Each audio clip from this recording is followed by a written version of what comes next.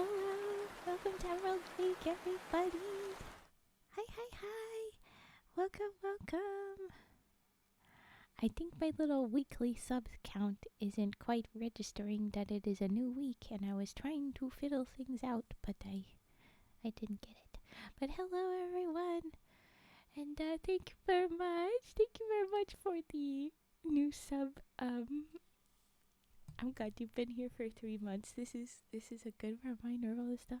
Yes, the frogs are with me. They're on the antlers. They're on the rock.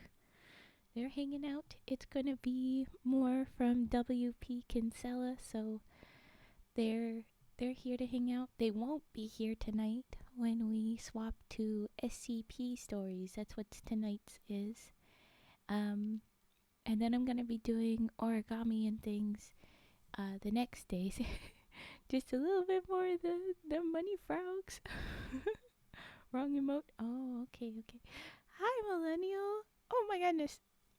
Yes, money frogs. Hit the money frogs again. Thank you, Tetra. Looky. We've got more. Not wrong emote, apparently. Yep. We've got more resub. Thank you. You mean this thingy? Yeah, kind of that thingy. It's just the one. It didn't recognize that a new week started, and I don't know why. It's being funny. Yeah. Ooh, what was my brain doing? It's not bread, but maybe it is bread today. I don't know. um. Ooh, I know what I was doing. It's fine. We're trying. So I wanted to do more WP Kinsella. The new week didn't start, and we're stuck in a time loop. Ah! Yes, it must have been. Oh yes, the Comfy Frog is a new little baby, and then I have one that because we ran out of slots, like there's literally just no more room. There's one. Ooh, why isn't this popping up? Maybe I need to reload. There's one that you guys don't get to have. It's just because we ran out of slots. I didn't know where else to put it besides the tier 2 thing, like the other type of subs. Where do we be? There he is. Headpats. Headpats is here now too. And while you can't use him, you can use the command. Yes, there you go. So you can't really put him in at random unless you've got the tier 2, but you can send the head pats still. And now we've got the emote that goes with the head pats command. So there you go. I got those sorted. I was fiddling around with things on Stream Elements so that I could figure it out, and I got those, but I didn't quite get. It's gonna bug me. I don't know why it didn't reset the week. And I don't remember where it exists. I'm not sure where to find it exactly. Is it over here? Oh, yes. That's it. Do. Wait. How do you work? Yeah, it's supposed to do every last 7 days. I don't think I got 13 subscribers in the last 7 days. It doesn't make sense. But, okay. Whatevers. I've done what I can does, okay? But alright, so I'm very glad to be back. I was away doing lots of different stuffs, and that was no fun. Oh, we have a little bonk doing the bonks, of course. Oh. Bad roll. Bad Riz. Bad love. You flopped all the bots today. I think it's because you were being violent, and the bot was like, we is trying to have a nice time. No, you cry, LeBonk, but it is fine. The bot lies. we've had people have the all three bad numbers now a couple times. We still haven't had a really good all three good numbers. We've had pretty close. Hello, Taha. Welcome in. I'm doing good. How are you? And hi, Millennial. I didn't say this. I'm doing good. I'm doing well. How are you doing? Oh, Cage got a 105. Damn. Ted only got 40. Oof. Cage took all there is. I guess he did. Even Fett didn't get much. Nobody's had good riz but Cage, and he took it all. Where was Brain? Okay, alright. Yeah, oh. Doing good. Nothing today. Broke my phone charger. Ooh. I hope you get a new phone charger easy. Because that's annoying. It's tough. Yeah, still bad numbers, Fett. Oh gosh, what? Wow. Okay, so 2 of you got pretty bad numbers. Cage, you got a pretty good love. Let's see your roll. Let's see how bad that goes. So a peak and 2 mediums. I'll take that. Oh, where was your love? Where was your roll? Man, I can't keep track. Oh, a 12. There you go. That's why. There it is. 24, 15, 1. Wow. Gonna manage to free up a terabyte of space on my hard drive. My video editor ate a lot of memory. Yay! Good. Go edit more videos now. Yeah. I need to do more, shouldn't I too? Why are we talking about numbers? Oh, it's just the little bot commands. You get to try your Riz and your love and your roll for rolling a d20. See what kind of numbers the bot gives you. They're all random commands, so it's all just kind of luck. We like to do that one. Fett attempts to clean a water bottle with a fire extinguisher. It's not very effective. Yeah, I imagine so. You sillies. Oh, goodness. Do we want to imperfect luck with a 6? Oh, sad little kitty. Oh. We've had worse, you know. You're doing good comparatively. Hey, I do the crit successes. I gotta honor the crit fails too. Yes, well, of course you must. Now I know how to clear out the cache for the video editor every time when I finish editing. Oh, that's good. I need to go cleaning up stuff because I was editing for the last origami video that went up. The origami lily is up. I still have to finish putting together the lotus, and then I need to film the other fun little ones, so I'm slowly putting those together, and whenever I have those edited, they take up a bunch of space too, and I'm like, oh, that's why everything's being complicated. I forgot. But I gotta get to editing too. I don't know when I'll manage that because I'm planning stuffs. So I guess I could talk about now, real quickly, the stream we're doing today and the ones coming up. I suppose I should focus. Yes. Okay, Raven, we can focus. All right.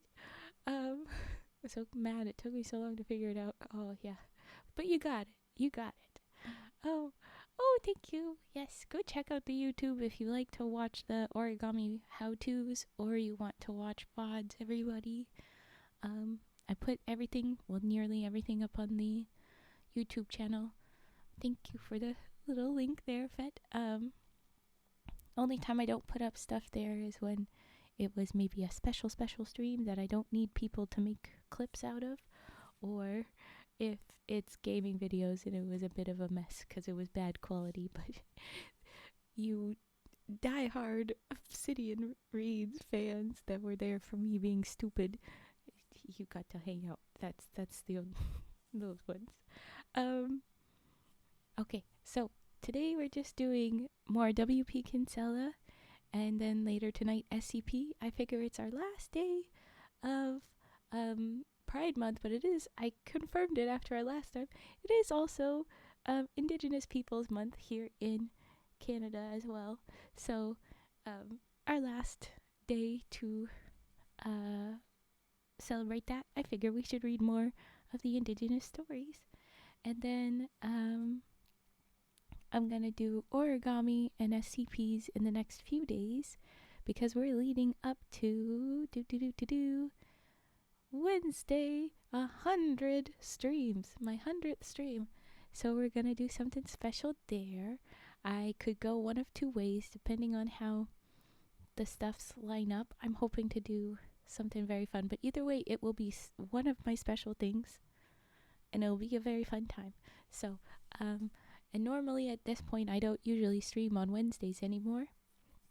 I try and work on videos on Wednesdays, but I decided I'm gonna go ahead and do the special one. And if it's the one special one, then it would make sense for me to not make any videos. You guys would be like, okay, yeah, Raven's busy. She'd be doing a lot. It's okay.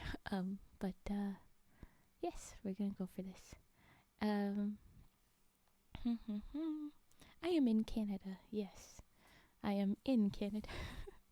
I'm in the little enchanted forest here, and Vi is here too. So yes, if you know where Vi is, you know where I am, my guys.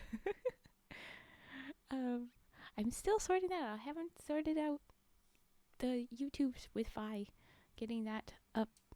It might not end up on my YouTube channel at all. I wanted it to, but we'll see how that happens. Yes, okay. So we're getting into the stories, and tonight will be SCP. Tomorrow will be hi El Chiquitas. I am back. Hello. Tomorrow it will be origami and SCPs until Wednesday, our special stream as well. But here we go. I'm gonna get started back into our books. Alright, there we go. And that. Alright, so the first story of the stream boop boop boop boop boop boop is The College. Let's get it up there? Yeah. I remind you of the trigger warning down there. Sometimes these stories can be a lot. Sometimes they're very silly and fun. I am going to be Among Us. You know what? We might be able to pull off that soon, actually. I'm excited. Okay. Oh, for now, I installed... Oh, look at you, didn't work. Look at you, didn't work. You installed something to get the emotes, at least, and I forgot about the blood red reply highlight that they thought was a good idea. Oh yes, they do that. It gets you. Ugh.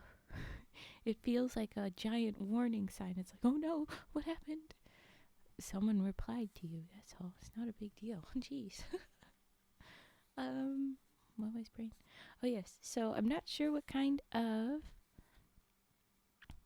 Yes, you have pulled that off, Vet, and you need to tell me how you did it so that I can do it.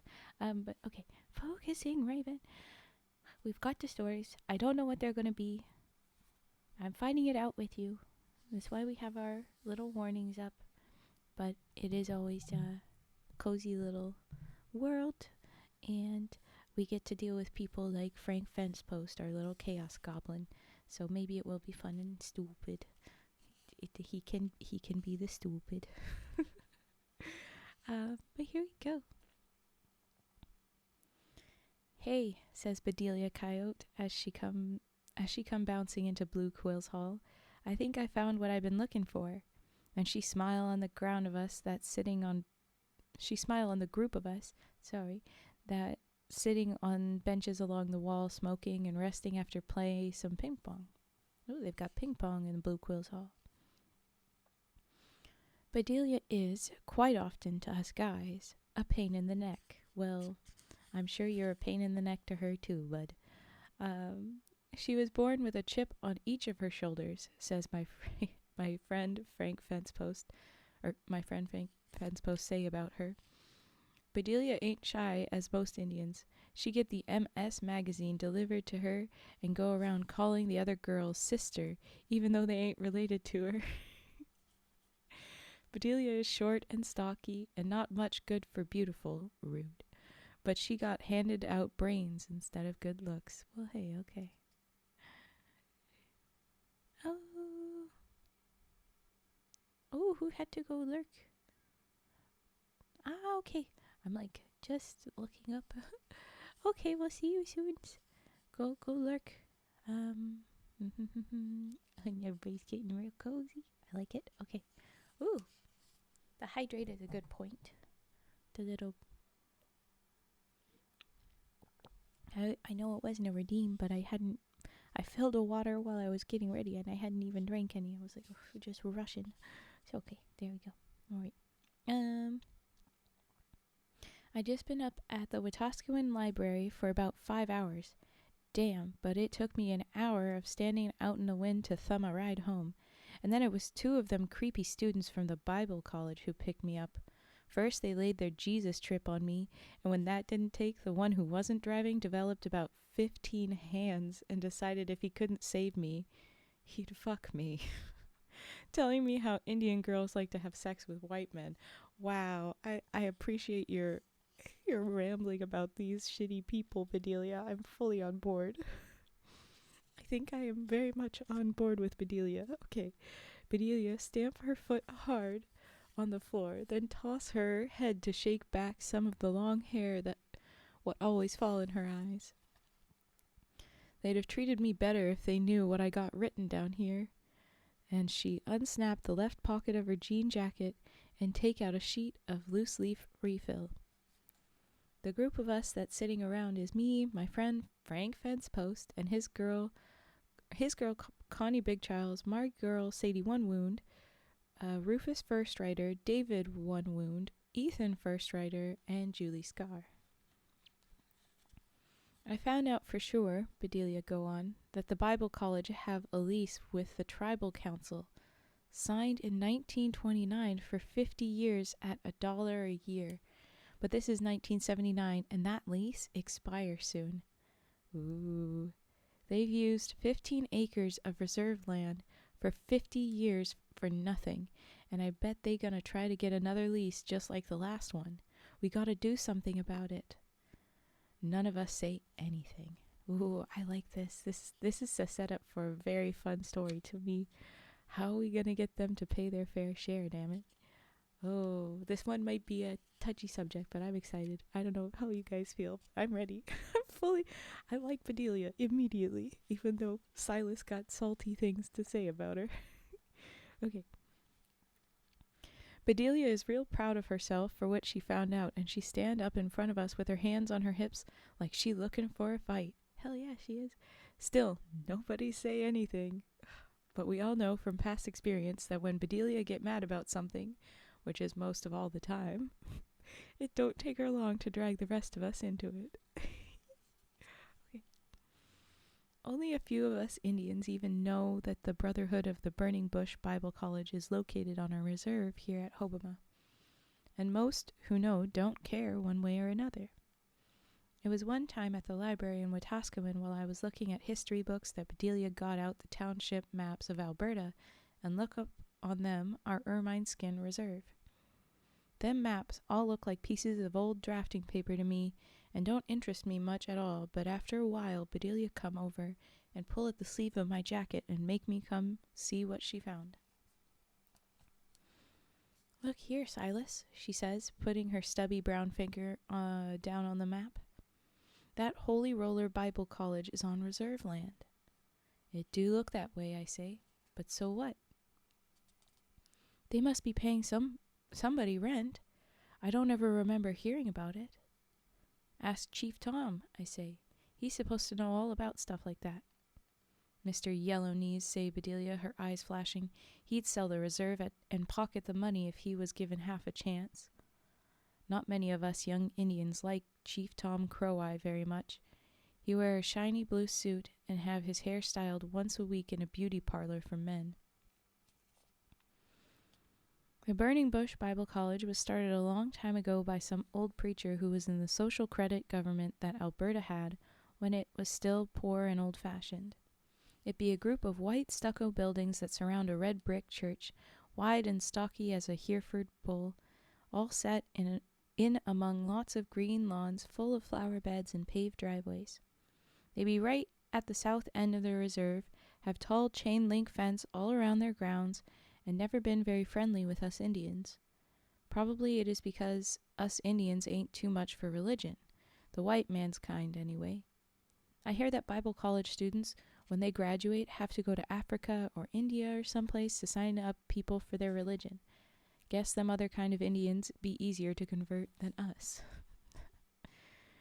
Religion to us Indians today pretty much depend on who's holding the church picnic. Boy, we travel 20 to 30 miles for free hot dogs, Coke, and ice cream, and we sure promise to come to whatever church giving out that food. We mean it, too, at the time.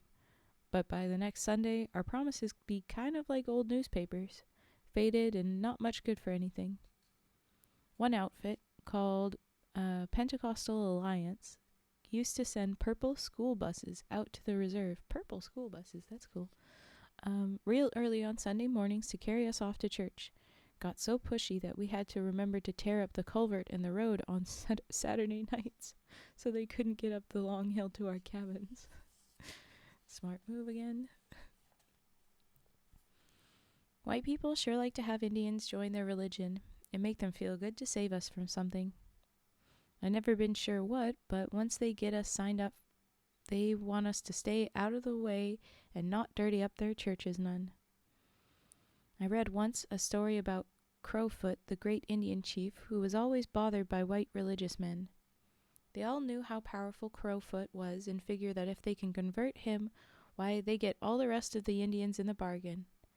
Mr. Reverend McDougall, who was, I guess, a Presbyterian or Methodist, and Father Lacombe, the Catholic, was all the time hanging around Crowfoot's lodge, explained to him over and over how their religion was best and why he should join up with them. Only they each tell a different story, say only their religion is good and the others be bad. Finally, Crowfoot, he call Mr. Reverend McDougall and Father Lacombe to his lodge together, and he say, I've decided. I will leave you both in my lodge, and you tell your stories to each other. Then after you decide which of you is right, I will join with you, and we will all be brothers in the same religion. Hoo-hoo. They say that after that, Crowfoot don't get bothered no more.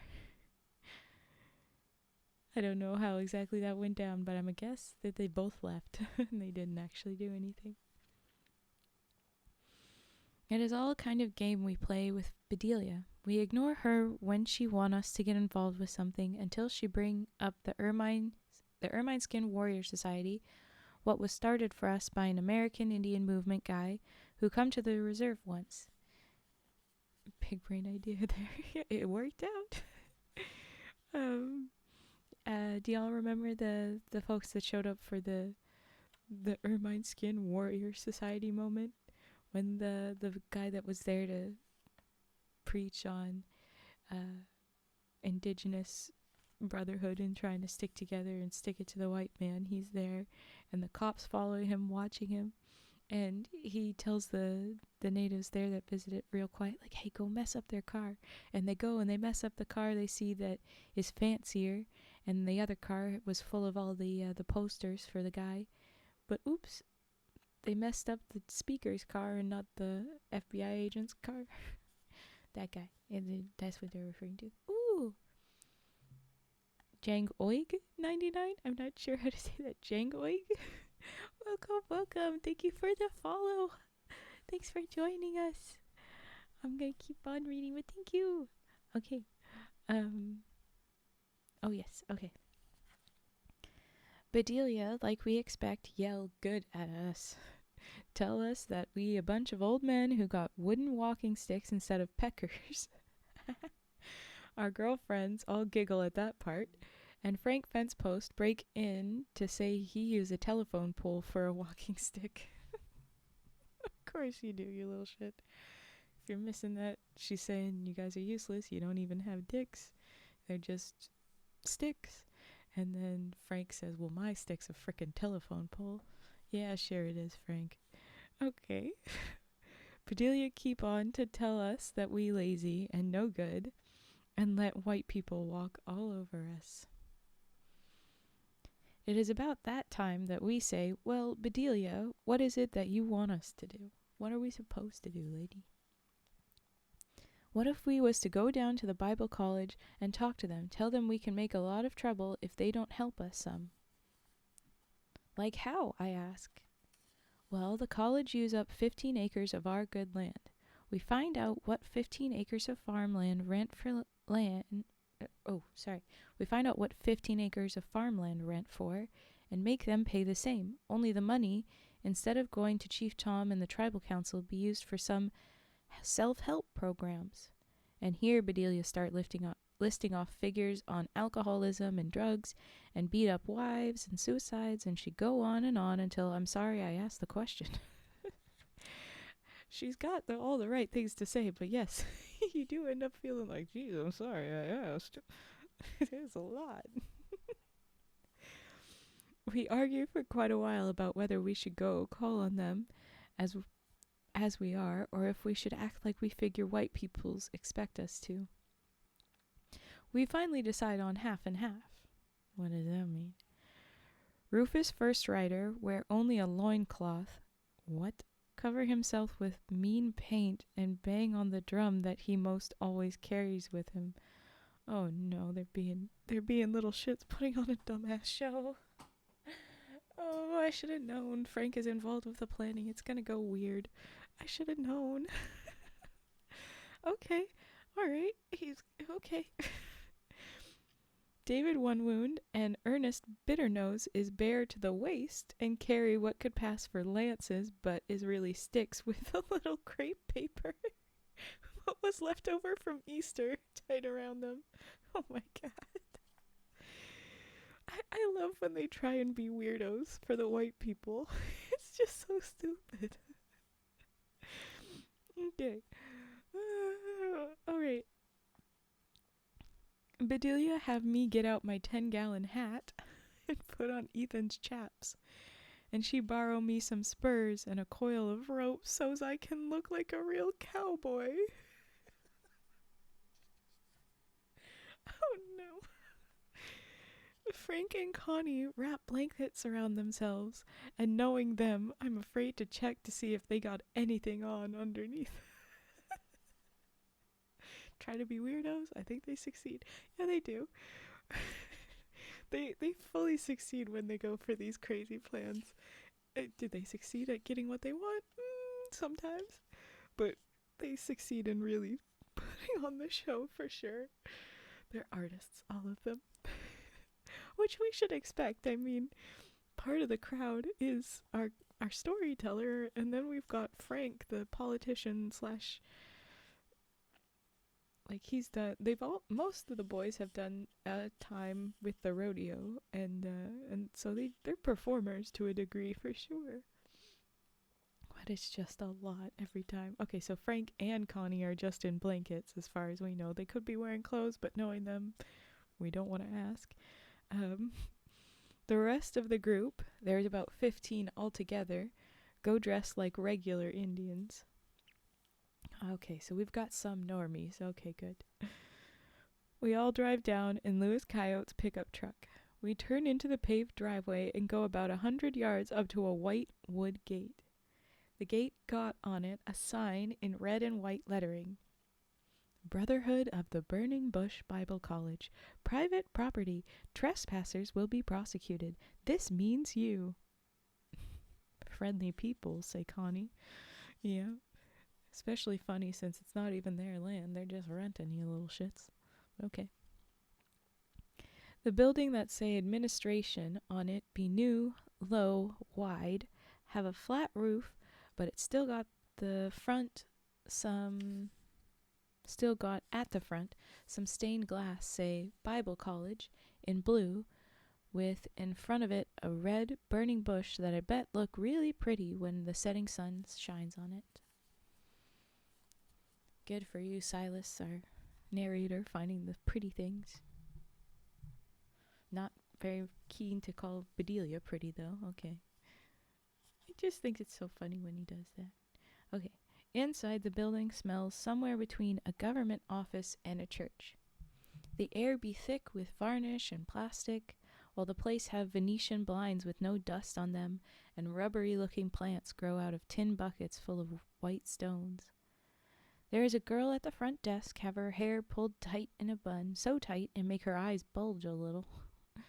She have a face like a new red potato, and her ears stick out like cup handles.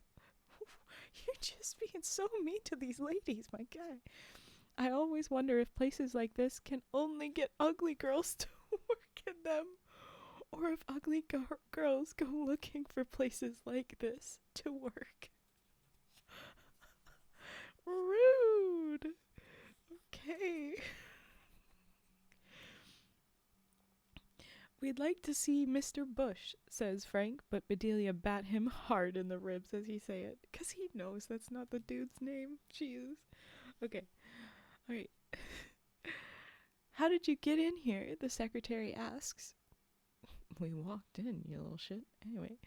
And she pushes real hard on a white button built into the edge of her desk. Ugh, ew. You called the security. We can hear a buzzing off in the distance like a trapped wasp. We'd like to see the manager, say Bedelia, being real polite. You know, the head honcho, says Frank, and gets his ribs poked again for his trouble. Dr. Manson never sees anyone without an appointment, say the secretary, and sniff up her little pig nose. Just then 3 guys come run into the room, 2 students who be pale and blonde, wear sky blue trousers and gray pants like all the students at the college, and a guy like one of these here commissioners, who are kind of a play policeman, usually retired army guys who enjoy pushing people around. We know the type. What's going on here, Julie? The guy say, pulling with his right hand at his belt like he wishes he had a gun there. These people, we come to see the manager. He's out, says the guard. So I guess it was, she says these people. We come to see the manager. Someone in the team says, he's out, says the guard. We'll wait, we say, and start to make ourselves comfortable on the cherry-colored sofa and the 2 square lemon-colored chairs with chrome handles. You'll have to leave, says the guard, who got shiny black sideburns and puffy red cheeks and nose. You gonna make us? Says Ethan Firstrider, moving up front to show he's about a half a foot taller than the guard and have a hunting knife in his belt. Yeah, his belt isn't empty like yours. Dr. Manson won't be back until next week, he say. That's okay. We'll wait, says Ethan. Boo, says Connie Big Charles as she take a couple of quick steps toward the 2 students who stand looking stupid as if they ain't been out in the sunlight for years. Oh no. The students jump back, then look silly at each other to realize they've been scared by a girl in a blanket. Yep. Just then, a blonde wood door have private in black letters across it. Yeah, he was not away at all. He's here right now, isn't he? Black letters across it. Open, and out come a really large man who look like a yellow-headed buzzard.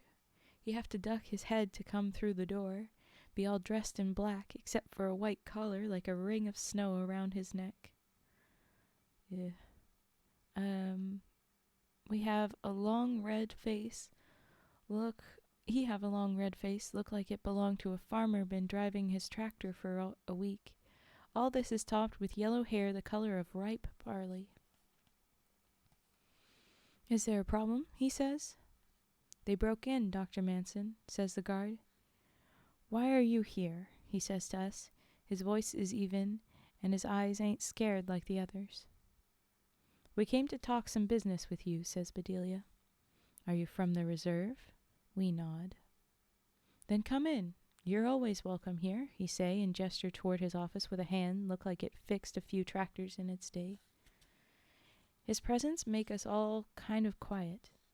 We don't all have to come in if it be too crowded, says Bedelia. Quite all right, says Dr. Manson. Julie, get coffee for our visitors, please. Sure you ain't got no beer, says Frank, who ain't been caught up in the mood yet. AKA Frank doesn't know how to read a room. Even we know. But he get the idea when Bedelia elbow his ribs, I stomp his toes, and even Connie punch at his arm, son. Everybody beat up on Frank. He's being a shithead. Frank knows what he wants. Yes, and does not know how to read a room at all. Even a little. He's just a little shit. We love him for it. It's good. Okay. His office is big and light and look out on the rolling lawn full of beds of yellow and maroon flowers. Me, Bedelia, and Ethan sit on chairs while the rest stand or sit on the green carpet floor. Dr. Manson sit behind a desk that is all chrome and clear plastic, so he don't appear to be hiding from us the way the business and church people usually do. Now suppose you tell me why you're here, he says. As Bedelia talk, Dr. Manson take out a black fountain pen from inside his suit. The pen sort of get lost in his big hand, but he make notes on a pad of white paper, and the scratchy sound of the pen and Bedelia's voice be the only sounds in the room for a long time. You've made some excellent points, Bedelia, Dr. Manson say when she stopped talking. He was introduced to us only once, but he remembers all our names. The secretary has a big glass coffee pot on his desk, and he say things like, "Would you like some more coffee, Ethan?" And "Help yourself to the sugar, Frank." After he see Frank is busy chewing up sugar cubes. Oh my God. So Frank is also just being a little nut, eating the sugar cubes in the corner. But Frank is such an energy, guys. Okay. When he says these things, he always look at the right Indian. He's not like most white men we have to deal with, but it's easy to tell he is not the type to fool around with either. Ooh, very medium role, Genarium, but welcome. Okay. I've only been here a short time, but I'm afraid we here at the college are very isolated from the community. Our job is to provide Christian education for young people from all over North America, and sometimes the world. I've been advised by my board of directors that the lease is coming up for renewal and that no problems are anticipated. I agree with you that for using your land we should make a significant contribution to your community. It is here that Bedelia jump in to explain more about how we got 10 times more alcoholics and people with drug problems than ordinary places, and how the suicide rates be 25 times that of white people, and how there have been over 20 violent deaths on the reserve in the last year, like people getting run over by cars and getting beat or burnt to death. Dr. Manson shake his big yellow hand. I will make definite recommendations to my board of directors, but the college seems obligated to deal with Chief Crow-Eye and the tribal council. You leave that to us, says Bedelia, and the rest of us nod. You've been dealing with the Ermine Skin Warrior Society. You be dealing with the Ermine Skin Warrior Society soon enough. That sound good when we say it, but as Mad Etta, our medicine lady, say, it is all talking down a gopher hole. Very fair. Oh, Mad Etta's got some good stuff to say too. Okay. Dr. Manson then take us on a little tour of the college, show us their cafeteria that can feed 250 people at once, and the gym that be twice as big and 10 times as new as Blue Quill's Hall. Bedelia ask a lot of questions about money, and Dr. Manson bring into our meeting a fellow called Brother Schramm, who I guess be kind of the bookkeeper for the college, 'cause he got thick blue-colored books under his arm, and he dig down into them with his nose close to the pages when Dr. Manson asks a question.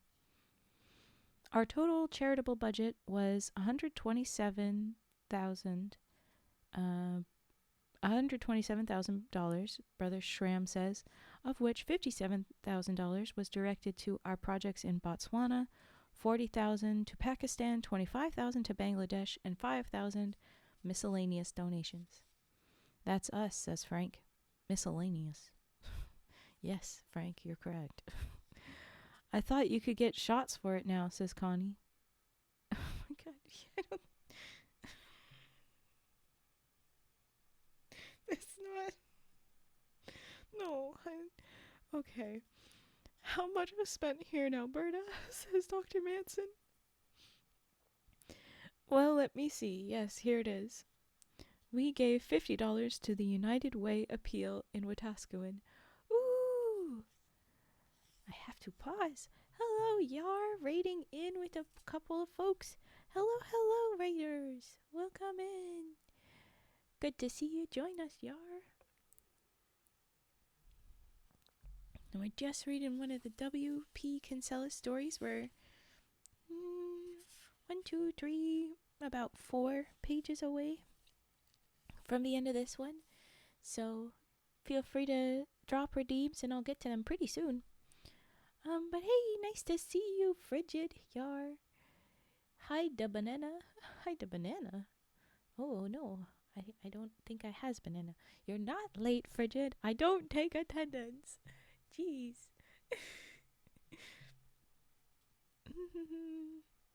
Oh, yes. You're still looking for your food. Cage, good luck. You need your food. Go get food. What you folks missed that are reading in, we have a new emote and an updated little I was gonna say an updated little head pats command, but here we go with more monies. Money frogs for the next subscription. Thank you for redeeming your subscription. Renewing your subscription, that's the word. Oh, I'm the cute little kitty. I love it. That's a great one, El Chiquitas. Hey, and there you found a new boy, Frigid. Found a new boy. Now try head pats. Do the head pats command, because there's a new emote, but you can't really use him because he's a tier 2 subscription emote just because we ran out of slots, but I wanted him in. Death Noah had commissioned some emotes, and these were the last 2 of them that we got sorted out. So yeah. Head pats to Yar. Let's see it work. Come on, bot. Don't be a butthead bot. I know you can do it. Do it. There we go. There they are. Eee. They took a minute to go through. I don't know what that was. But there we are. Oh, and hugs, you sweeties. Okay. But thank you for coming in. Feel free to lurk or disappear because you did your stream. You don't have to worry if you need to go. But I'ma keep reading. Thank you for popping in. Thank you for stopping by. Okay. What were they saying? Oh yes, how much have you spent here in Alberta? Well, let's see. Yes, here it is. We gave $50 to the United Way appeal in Wetaskiwin and $5 goodwill advertising to the Ponoka High School newspaper. So neither of these things to the indigenous people, to the land that you are on. Lovely. Okay. Ooh. Aw, thank you, Yar. Can't stay. Go ahead, leave and lurk. All good. Okay. Later, as we are leaving, Dr. Manson shake hands on all of us and wish us good luck. Do you think we've been had? I say to Bedelia as we walk back to the truck. I'm not sure. Oh boy. Guy like him could talk us into joining the cavalry, says Frank, and this time there ain't nobody to disagree with him. Usually Frank is the one that can convince people like that. He did. Even Frank got okay. What we told Dr. Manson we might do is a lot easier to talk about than accomplish. Nobody's ever tried to cross Chief Tom and Samantha, especially at one of their meetings. The getter got. A little late for the... You're good. We got the rest of the Muddy Frog celebration. Okay. Hardly nobody ever go to these here tribal council meetings. I went once and there was just Chief Tom, Samantha, about 4 or 5 people who follow them around like hungry dogs and do whatever they is told, and a half dozen old people who was early for the bingo game. They weren't there for the meeting. Samantha is the one who really run things. She's the chief's girlfriend, if you remember the story about the chief's wife. Um, she have lots of notes on her clipboard and always tell Chief Tom what they should do next. That night, Chief Tom read off a whole page of stuff that'd be all full of government words like whereas and the party of the first part. But by listening real close, it seemed to me that it'd be arranging to give Chief Tom and Samantha, as chief and secretary, a whole lot more money for keeping on to do not much of anything. When he finished, Chief Tom looked all around with his beady little eyes like a sparrow. Then he say, "Will somebody make that a motion?" One of his friends raised up a hand. "Seconder," says Chief Tom, and another friend put up his hand. "Discussion," say the chief, and then add right after it, "All in favor?" The friends and the bingo players raise up their hands. "Carried," say Chief Tom, while I'm still sit there think about the discussion part. Wow. They just make it happen. No, nothing's going to change is what he's saying. It all happened really fast. He's just like, okay, you're going to do that? I need you to do this? Good. Then it's said. Bye. We're not going to fight about it. I have said what's going to happen. Bedelia and me do some more digging, this time in some old boxes of files in the office at Blue Quills Hall, and we find that any Indian over 18 can vote at a tribal council meeting. Woohoo! A couple of weeks later, me and Bedelia go back to see Dr. Manson. I guess he left instructions because neither the guard or the secretary give us any trouble, and the secretary bring coffee without being asked. "I had a meeting with your chief," Dr. Manson say, "and it appears that there are a number of problems, the main one being that Chief Crow-Eye doesn't recognize the existence of your organization, the Ermine Skin Warrior Society. He thinks you are a group of children. In fact, boys will be boys is the way he described you." He say that looking right at Bedelia, who clenched her teeth together. Chief Crow-Eye is quite happy. In fact, he insists on renewing the lease exactly as is. At her home, Bedelia's got a pet rock that she named Chief Tom, I say. We all have us a little laugh about that. Ooh. Ah. I'm sorry, your mic wasn't cooperating. Did you get it sorted out? Did you sub in a different mic? What happened? I honestly don't know what I can do to help you, Dr. Manson say. I'll try to get the directors of the college to interest themselves in the plight of your people. Just let us know when the lease renewal coming up at the tribal council, say Bedelia. One idea we have was that maybe we could get a Cree Indian student into the BBBBC, which is their college. We figure somewhere there must be an Indian would want to be a minister. Then if a Cree graduate, they could get lots of that church money to use of good things on the reserve. If you don't live in Canada, it would be all right, say Dr. Manson. We could give a scholarship if you were from the Third World, China, or even Mexico. But as a Canadian, you'd have to pay full tuition. We all groan. Subbed in a worse headset. But did it work? Did it work at least, Jar? Sometimes it is very difficult to retain one's serenity in circumstances such as these, he say, and smile by crinkling up the skin around his gray eyes. He pick up the rock paperweight on his desk like he going to crush it in his big, rough hand. The day of the tribal council meeting, we got about 25 people, including my mother, my brother Joseph, who don't think so good. Hey! Is Joseph back from the place, or what happened? Mexico. Yes, Mexico got a shout out. Shouldn't take long. Gonna have to do a BRB. Ooh, okay. Well then, we'll see you soon, Yar. Right, Joseph is there. I don't know if he came back from where he got sent to, or if this is before he got sent. I don't know. And Blind Lewis Coyote, rounded up in case we need them. We waiting for Dr. Manson and Brother Schramm as they come walk up from the parking lot to Blue Quills Hall. Oh, hold on a second. I just need a big cough.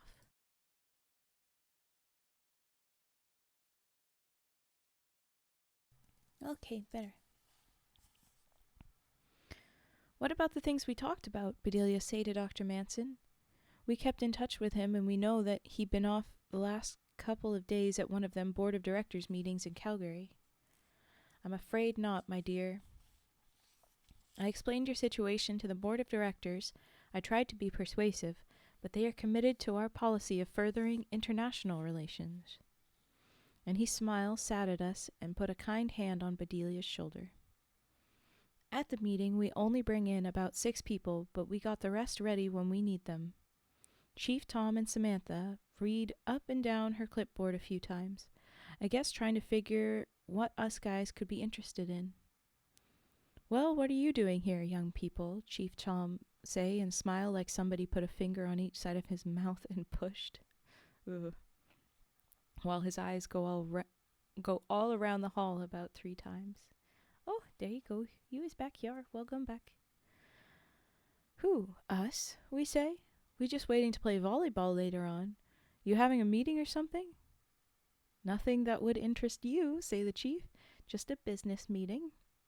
But there is a long wait while one of Chief Tom's friends, Joe Wolfchild, go out and come back with more people so that they got us outnumbered. The chief read off a couple of items that him and his friends approve quick while we try not to act interested. The Bible College lease is up for renewal. We recommend that it be renewed for another 50 years at $1 a year. Somebody make that motion? Frank Fencepost gone back and opened the door, and the basketball stands fill up with 20 or so of our people. Up go Joe Wolfchild's hand. Seconder, say Chief Tom, and Elsie Wolfchild wave her hand in the air. Discussion, and nobody make a sound. All in favor? And he go up the 10 or so hands he brought in. Carried, say the chief. Whoa, says Bedelia Coyote. Don't you have to have asked who's opposed? Oh, yes, say the chief, and he looked kind of uneasy. Opposed? And all our people put up a hand. Frank Fencepost and my brother Joseph, I think, put up both of theirs. The guy that don't think so good, and Frank, the little shit, try and cheat a couple more votes. They're not qualified to vote, say Samantha in a harsh voice, and wave her slim brown arm in our direction. We're all over 18, and we're all Crees, I hear myself saying. He doesn't even believe he's saying it. We got as much right to vote as anybody. Our people cheer. Look at you. You're giving Bedelia shit this whole time. And you're fully on the same side, you little shit. Don't give me that. Okay. Chief Tom and Samantha having a little conference, and the chief's eyes seemed to flash red even through his new glasses. Not long ago, Samantha got him a pair of blue-tinted glasses. Since then, Frank has taken to calling him Old Blue Eyes, and once when Chief Tom walked into the Gold Nugget Cafe in Wetaskiwin, Frank said, "Hey, you figure you can pass for white with those glasses?" And got himself a look that could stop a charging buffalo right in its tracks. Ooh, yeah, well, that's what that chief do. Okay. Bedelia is up on her feet now and is making a motion that go on for a long time. She name how much rent got to be paid, how to keep the land they got to provide breakfast in their cafeteria hall for all the Hobama school kids, and how they got to hire counselors to start programs. Everybody is jump up and down some, and I bet when she finished we is all gonna second that motion together. I look over at Dr. Manson, and he is nodding his head as Bedelia talk. For now, every one of us is happy. We winning the battle. But I bet the war gonna go on for a long time. The end. Well, that's the reality. Like, I love that the the head of the college guy, he is a proper philanthropist at heart, like he should be. Excuse me. As lots of religious teachings say. Oh, hi, Dark Storm. Oh my goodness, my voice. Hold on. Big coughs. Oh my gosh. Yeah, they're sticking it to the corrupt chief. Heck yeah. And they're fighting for. And I like that they're showing that even though like the majority of that institution is the problem, and it's clear that that is the problem, there are people that are on the right side of it. And in this case, thankfully, someone on the right side of it was at the very head of that Bible college and that whole institution there. So that guy was on our side. And you, as he said in the end, you know, he's nodding his head along to what Bedelia says. He agrees. He is on their side, even though he very well could have been swindling them, as they were worried about earlier. My voice, my goodness. Even though that's all a worry, this guy is fully with them. He's there. He's on it. And that's really good to see. But then, you know, yeah, like he says, we're all feeling good. Like we're winning this battle, but the war is going to go on for a while. And I know this is just a little fictional world, but it's based on reality, of course, and they're still fighting that battle. You know it. Yeah. All those things that Bedelia was like, we've got all these problems. They've only gotten worse since. There's a lot more communities that are shaping up, but there's still stuff that is getting wiped away, and some of those programs are corrupt in themselves and stuff like that, so it's tough. But that was a nice one. I like that. I like that one a lot.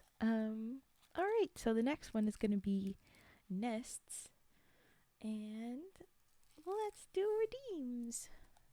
Glad we've got Darkin and everybody else that's sitting with us. I appreciate it. Hellos. But yes, it's time for the redeems, I guess. Oh, look at that little... That's a cute little guy. Alright. Let's do that. I'm gonna have some more water, because I should.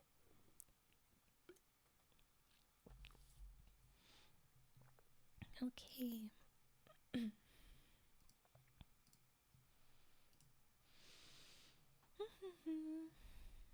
If we've got no redeems, I suppose I will keep reading. I always feel nervous about that with you guys in this particular book, because it gets very quiet. None of you are in the chat. Maybe you're focused on the story. I don't know.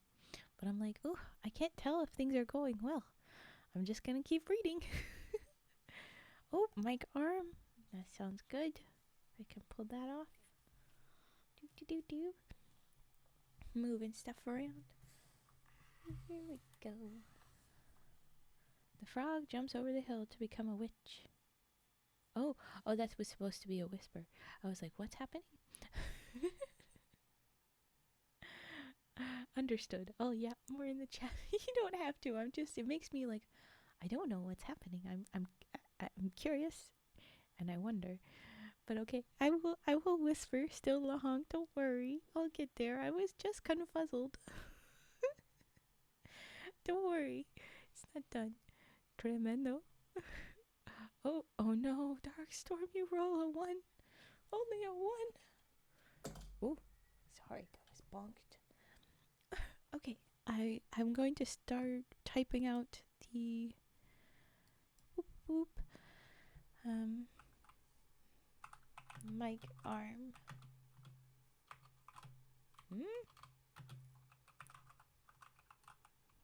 Sharpening.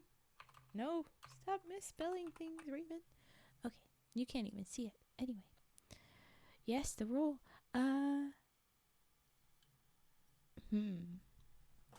The roll is one of the things when people make a bad roll. I want to translate for El Chiquitas our different commands.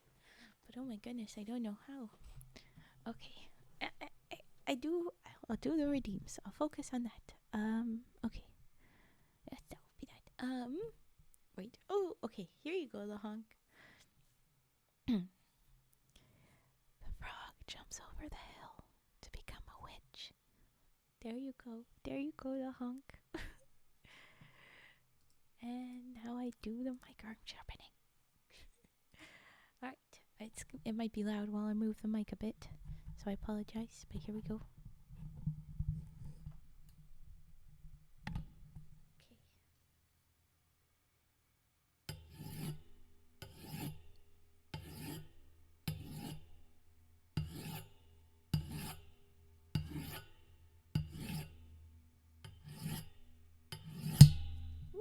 I'm sorry. I'm so sorry.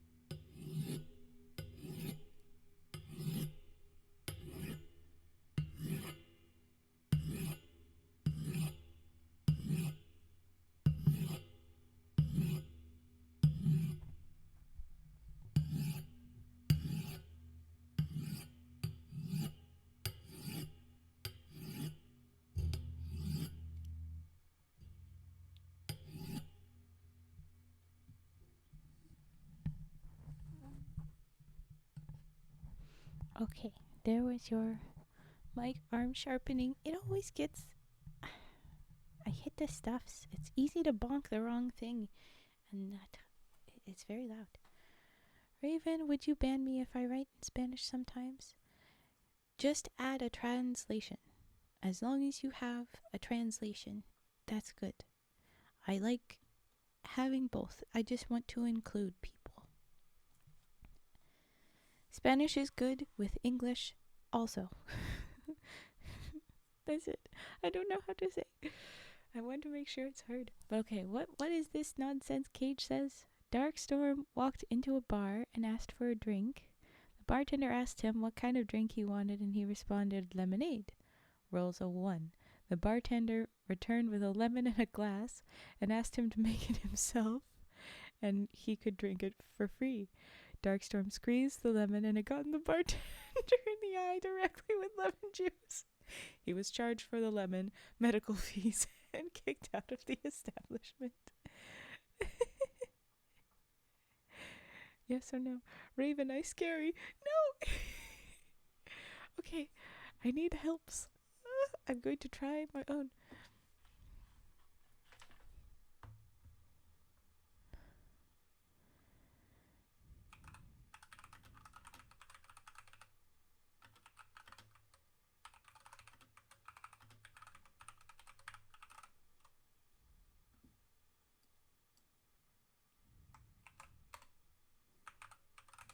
I'm trying to figure this out.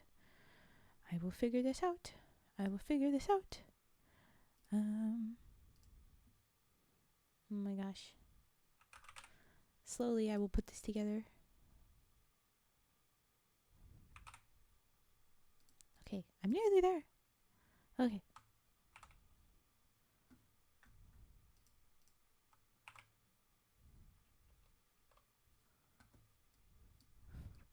I'll get there. I can do this. It matters to me that I do this.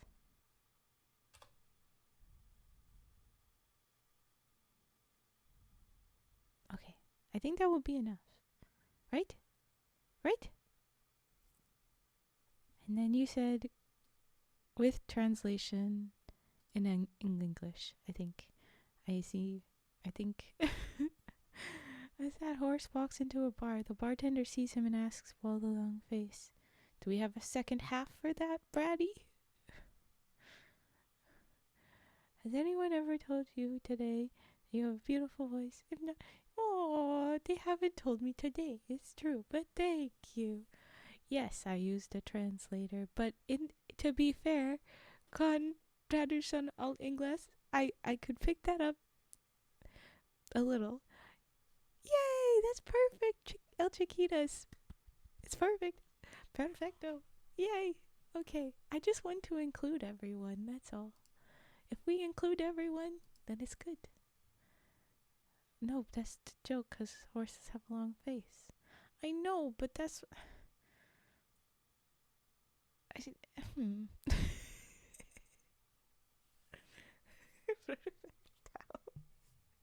Did I say it wrong? What? That's why I told him it was an old joke. Oh, yes is. Yes is. It is, but I was like, I'm used to it being told differently. I don't know. Perfecto. Okay, well, I tried, damn it. Masterpiece of a joke. Yes, I see I was a bummer. I'm sorry. I was a total bummer. No toes. Oh, bonk. Perfecto. It was Bratty who made it initially. You guys gotta keep bonking. Okay, I'm going to do the singing frog now. Oh, I never did the mic. I had that ready and then I didn't show it. Because I'm a mess. I was thinking about other things. The joke is so old that Gandalf said it in kindergarten. Ha ha ha ha. It was naughty, been bonked. Horse tells the bartender, cut the crap, Jared. I've had a long day. Now give me a whiskey on the rocks. Stat. See, thank you. I like the conclusion. Finish the interaction. Damn, the translation. We know you try, Raven. I was like intentas. That's intent. It's a try. It's a something. But then I didn't know the rest. Thank you.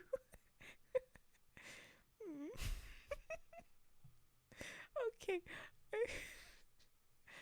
I'm going to be sad. I fail. Oh, you failed too. At least Darkstorm has bad riz. I feel like I have company. That's good. Okay. Oh, here we go. Okay, here we go with the frog. Want to know a Spanish fun fact? Yes.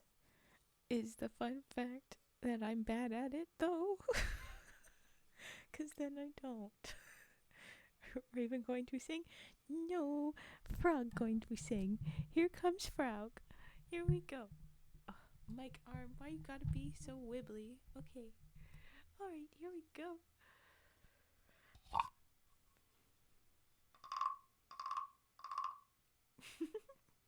Sad the bonk.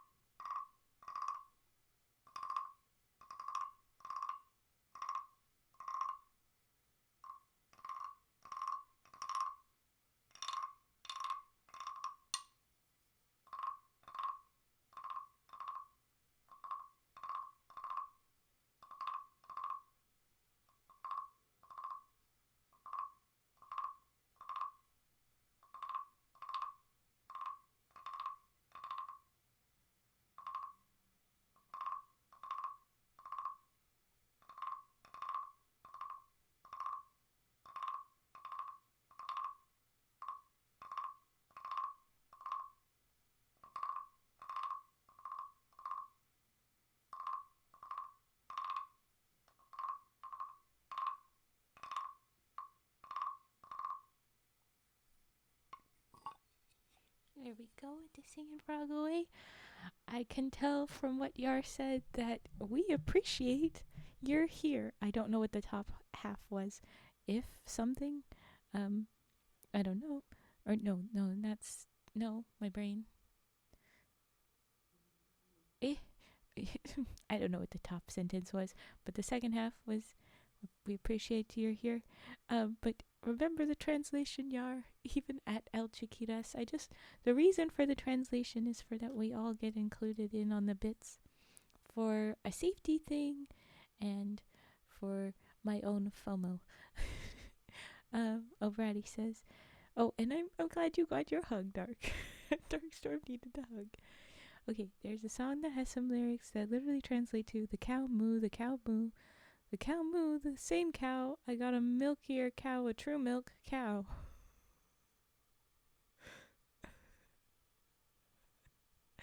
That sounds like kids songs where they're just like absurd meanings, but they've got the right energy, so it works. I don't know. It's fun. I want that in death metal. Yeah, it's a good one. Yar, you pout, but it do apply. It's a cumbia. What is cumbia? I've heard that for sure. Okay, hydrate. I'll do a stretch and then we can do some mouth pops.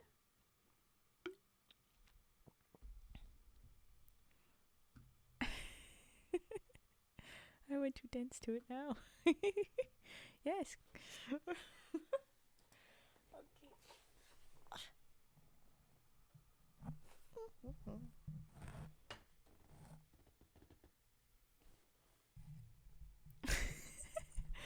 Wow.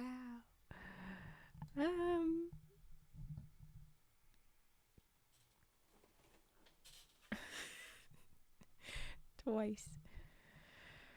Okay.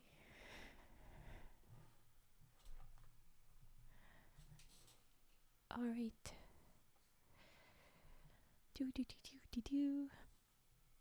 Where was? Oh yes, that's what. My brain was like, oh no, where am I going? I'm going to mouth bonks. What? Bonks? Mouth pops. Okay.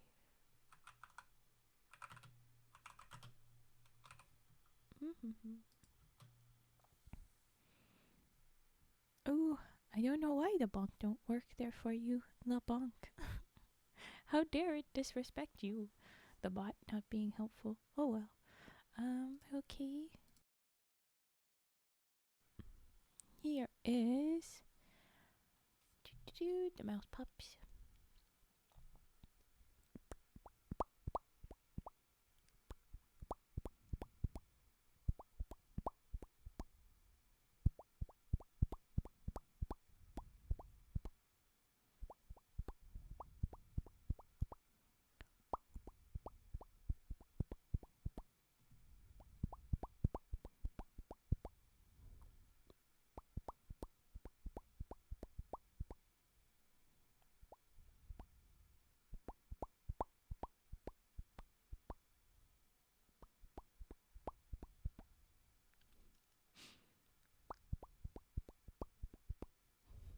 The teamwork for the bonk is so cute.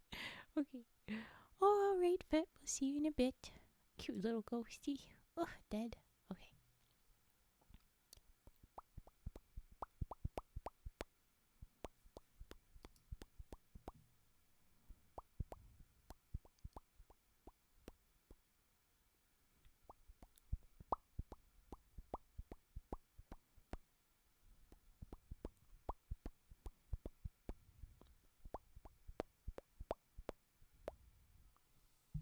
Yeah, where's our mouth pups? Glad to pull that one back. I had forgotten that it hadn't been. Like, I had it on my little list when I just had the little visual list of redeems way back when. And I guess it somehow got skipped when I was putting it into the real redeems. I was looking around at stuff and I realized it and I was like, oh, I better move that. How did that one get excluded? I don't know what happened. What is that? Mouth pops were vaulted. Yeah. It was not intentional. Chill explosion in chat. I don't know what that command is. I don't has. But oof. Oh, that's the thing. Not all of you have seen the do. Oh no, rage puffing popped. I thought I was gonna be able to get away with it. I know you almost did. The head pat changed. Oh no, I need to add an at. Head pat at me. Give myself a head pat. Look at that little emote that we have. Look at him. Look.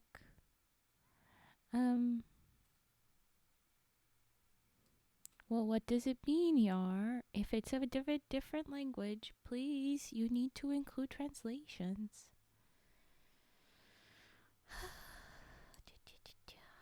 Rage puff. I gotta do rage puff. Do.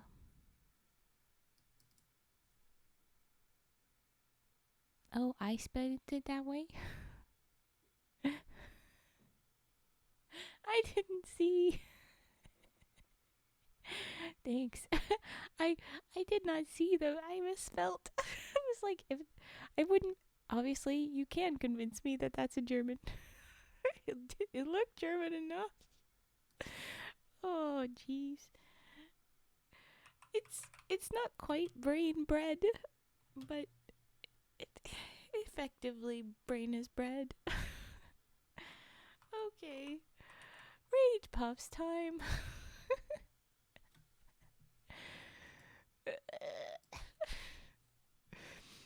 Oh, for a second I saw the delay on the thing and it said current trigger rage and I was like, huh? Is it rage? Brain is baguette. It's still bread, but a lot more sturdy. Yes. Yeah, more sturdy. Okay, I focus. Last trigger before more story. Oh, I was doing so well. First yawn. Yawn count begin. Okay, here we go. Rage puff. I'm angry. I still don't know how to do my eyebrows to be down, but my eyes open. It's not very good at it. It's very bad. But I'm also trying to frown, and it's still not showing. Thing, I'm frowning. It doesn't understand. I adjusted settings, and now it's all messed up. It's like I'm permanently smiling always. Hey, what happened to me being angry?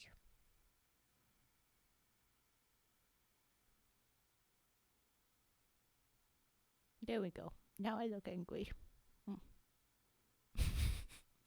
It took so much effort to look angry that I don't think I'm going to be able to be angry. I need to undo whatever I did for the settings. For the mouth, at least. The eyes, I don't know. I blink better now, I think.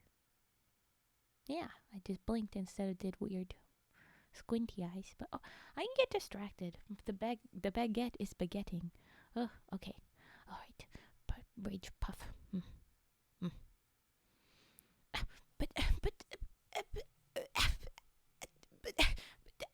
Wait.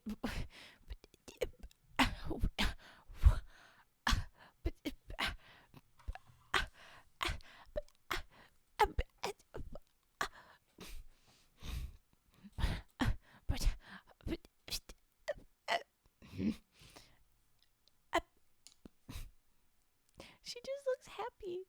You're supposed to be angry. Beatboxing. Yes. Sick beat. I can't, I can't focus when you say that. I'm supposed to be angry, damn it.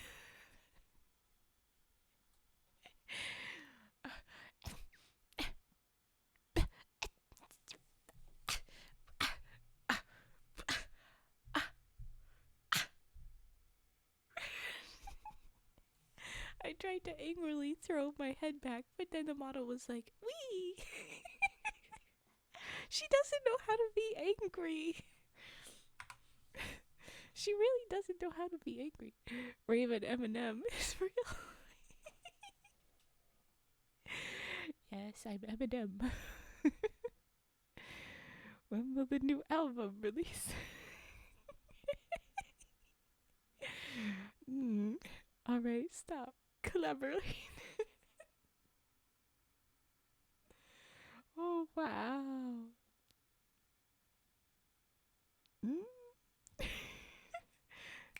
Snaps for Bratty. I'm gonna interpret it that was a slam poem instead of rapping, because that's what you guys do to me. You make my Rage Puffs beatboxing. I'm gonna put you in the wrong genre too. Ooh, yeah.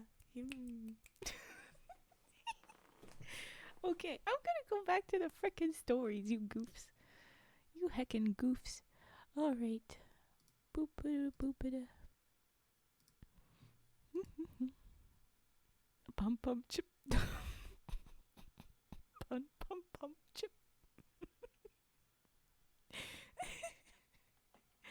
El Chiquita's going for it. It's fun. I love it. Okay.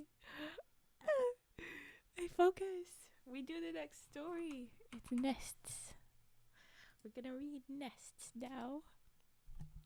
Alright. Where'd you go, book? Book. Okay. Hello, book. Here we go. Dee-dee-dee. Alrighty. Oh, thank you for hydrate. I will do the hydrate before we read. Okay.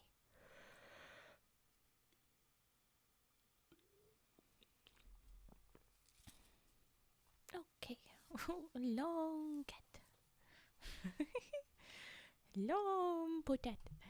Oh no, it's the Sanderson sisters. Not quite. Just the one. It's just me. I just do the reference. I know, book. It would just be the one. It wouldn't be all three. I need my friends. My sisters. Sisters? Okay, focus. Okay. Well, this sounds like a fun start. Here we go. Close the goddamn door, Silas. Mr. Moon says to me. Bread. Yes, I understand I'm bread brain. Stop. No more beatbox. Good news, El Chiquitas. You can redeem Rage Puffs for more beatbox. You can redeem it. Yeah, but that way makes it more likely for the reference to land for someone who is only a casual fan, though. Yes, true. Thank you. Yep, Yar. Bread. Thumb. Fine, we'll do more beatboxing later, because Yar redeemed it. Okay, here we go. Like I said, close the goddamn door, Silas, Mr. Moon says to me. Sorry. The door is closed, I answer him.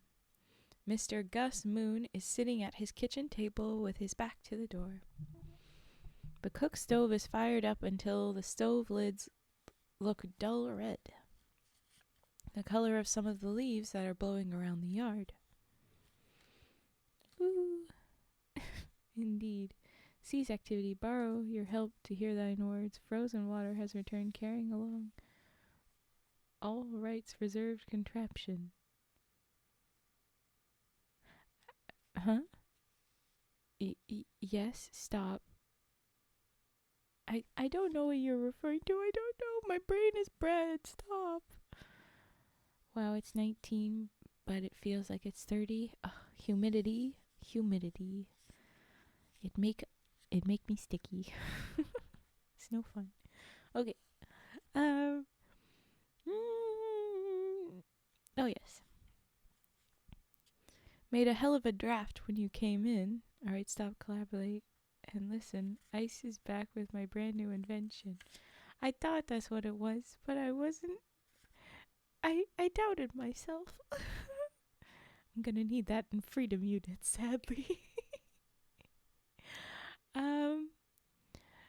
So 21 degrees Celsius is... No, wait, what is it? We're talking 19 is around room temperature, and then 30 would be a good jump higher. So instead of 71, it's probably like 90, maybe 80 or 90 degrees. Something like that for you. Oh, goodness. Let's get rid of the cheap viewers bullshit. Thank you, no thank you. It's 101. Oh, there you go. I was wrong. I was big wrong. I knew it was hot, that's all. Okay. But 19 is close to the room temperature, I know. That's the only one I had memorized for a time and I've forgotten. Okay. You're joking? You don't know? I look away for 5 seconds. Spam bots. Yes. Ugh, they're crazy. Okay, I need to focus. I need to try to focus. We're talking about the heat and nonsense. They're talking about how cold it is and that it's fall and such. So here we go. Made a hell of a draft when you came in. I'm freezing all the time. And he shake his hunched up shoulders and take a big drink from a heavy white coffee mug. He is wearing a black sweater that somebody knit for him. The wool is thick and look like links of logging chain. Under that he got on a plaid work shirt. Buttoned right up to the neck, bib overalls, and I'm pretty sure that underneath is some of that Stanfield's underwear, the thick kind, the color of barley, and just about as scratchy. Oof, ow. Looks like the bite might be Turkish. The bot might be Turkish. Turkish text in it. Do you use Fahrenheit? We use Kelvin. Oh, goodness. Okay. Have some coffee, Silas. It'll warm you up. It's pretty warm out today, Mr. Moon. See how nice the sun's shining? In that kitchen, it must be 100 above or more. Oh, so it is very hot in there. Never mind, it's not cold. It's just that the old man is cold. I start to sweat as soon as I step inside. Tell me what you'd like done today and I'll get started, I say. This is, I guess, the third weekend I've been working on Mr. Moon's farm. He is a white farmer, lived down toward Panoka. I've seen his ad in the Wetaskiwin Times want somebody to help out on weekends. His house is big and old, and it ain't painted, but he got inside plumbing and electricity, though he heats the place with a big wood stove. Mr. Moon been sick for a while and not able to do his own work. Have some coffee, Silas, Gus Moon say to me in a voice that don't leave me no choice. Hey, I was right when I guessed 80. Nice, good job me.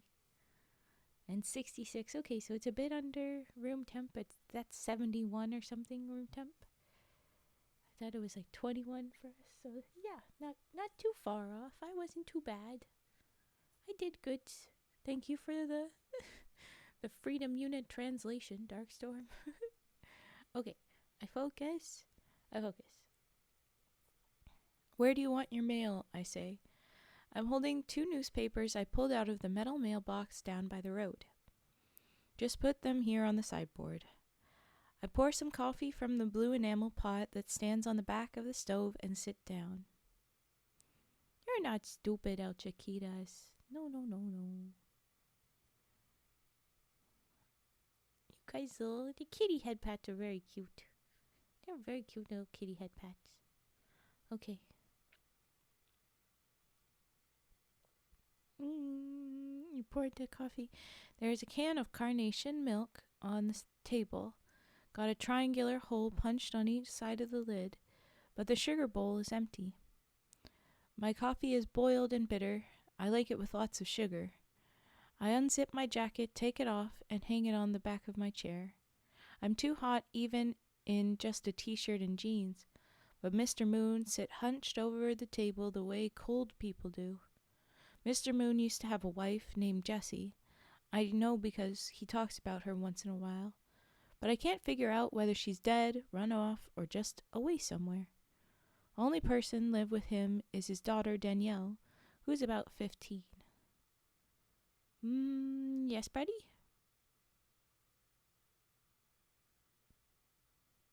Who shouldn't I call? What? The Turkish bot has texted says, will you play hopscotch with me? The word hopscotch. Ooh, interesting to learn. Very interesting little etymology. What should I be calling people? Mr. Moon is bad? That's his name. It's just in the book. I'll sneak away for 15 minutes. Was hoping to wait for Fett. Okay. Well, thank you, Cage. Thank you. You don't want to know what? I probably don't, but I always have to call you guys whatever is your name.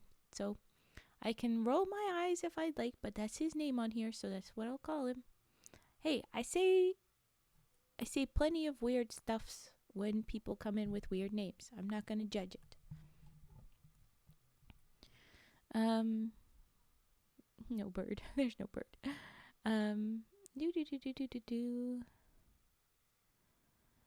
Cause like Bratty, what else am I to call him? What else should I call Bud? Cause you're all Bud. I don't know what would specify. Okay. Oh yes, Danielle is about 15. You're not going to take a frog, LeBlanc. They're not leaving. They're still on my head. Still on the rock. You're not taking the frogs. Banning the robot. Don't worry about it. They're talking about the Turkish robot that was in the chat. Separately, we talked about what your name is, but I'm not worried about it. Don't worry. You good. You're safe. Chiquitas is safe. Danielle is the kind of white girl I have dreams about just before I go to sleep at night. She's 15 and you're over 18. I think you're 20 in this book. So no, you don't do that. No, Silas. Bad. Don't do this. She have dark blue eyes in a tanned face, long black hair that come down below her shoulders when it's straight, but sometimes she curl it and twist it and pile it up on top of her head. Her teeth are shiny white. She is slim and have nice breasts. She is 15, stop saying that. Look like apples under the yellow sweater she usually wears. Rude little dude. Wanna handle this one? I gotta run before storm hits or I'd run the translator myself. Ooh. Remember to have the other translation, please, Yar. And yes, Kate, you gotta go. It's okay. If I have to, I will mute everybody. We'll all go silent. Remember to have the Oh, I see now. I only saw the first half. Oh.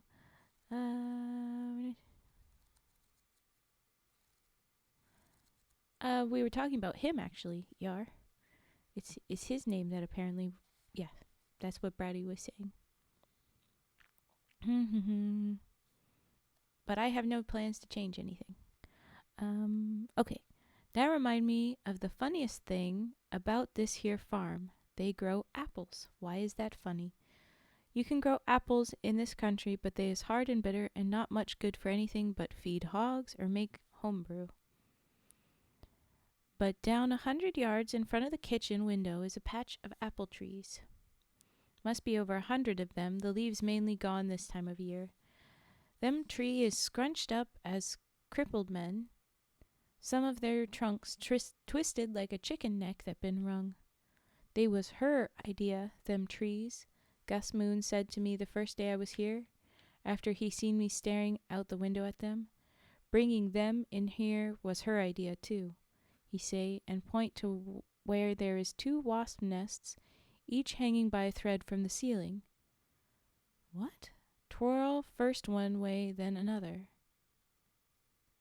I'm guessing they're fake wasp nests? I don't know. They as dark as clouds hanging there in the room full of bright fall sunlight.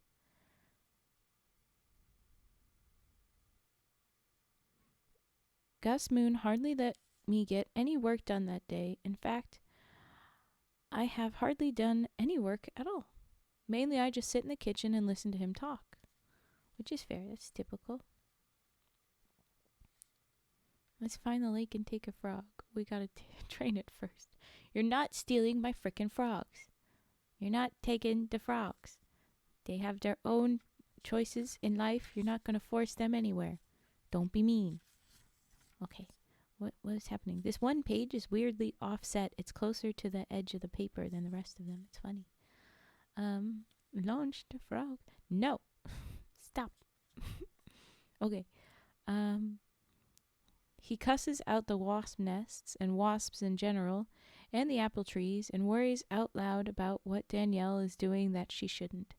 He sure does hate them wasps. Parasites is what he calls them. Why do you have wasps here then? Okay, go down to the orchard and see what they do, he says to me in a loud voice. But he's trained. Stunt rat and stunt frog, what a duo. Yeah, they can be trained and they can be happy to do stuff, but it's about what they choose. They're peoples. I don't know. Don't steal them. They have their own autonomy. Stop. It's like saying I'm going to kidnap you. It's bad. No. Okay. He says to go see what they do. He says to me in a loud voice. And later that first afternoon, I do. All around was apples rotting on the ground. I could hear wasps buzzing, but mainly couldn't see any. Then I noticed that those apples each got a hole in them. One hole looked like it'd been made with a bullet. I picked one up, and it was light as paper, been hollowed out by them wasps. Another one I pick up be almost alive. I could hear them buzz and feel a vibration, a thrill like holding my hand close to a power saw. That first day I come to work here, Mr. Moon sitting just like he is now. He was watching somebody move around down among the apple trees. I didn't know it was Danielle until she come into the house a few minutes later. He introduced me to her, but she looked at me like all she seen was the chair I was sitting on. I've been watching you, Mr. Moon says. You know that? I know, Danielle says in a real snotty voice. I see you there. We see you there. Ooh, who's the other person? it said croak. Yes, that is not consent. Rude. Okay. Then why don't you stay the hell out of that orchard like I've told you? I wasn't doing anything, she says, this time in kind of a dreamy voice. Oh my gosh, please. Silas, please stop being attracted to a 15-year-old. Oh my god, at least stop telling us. Have some shame. Jeez.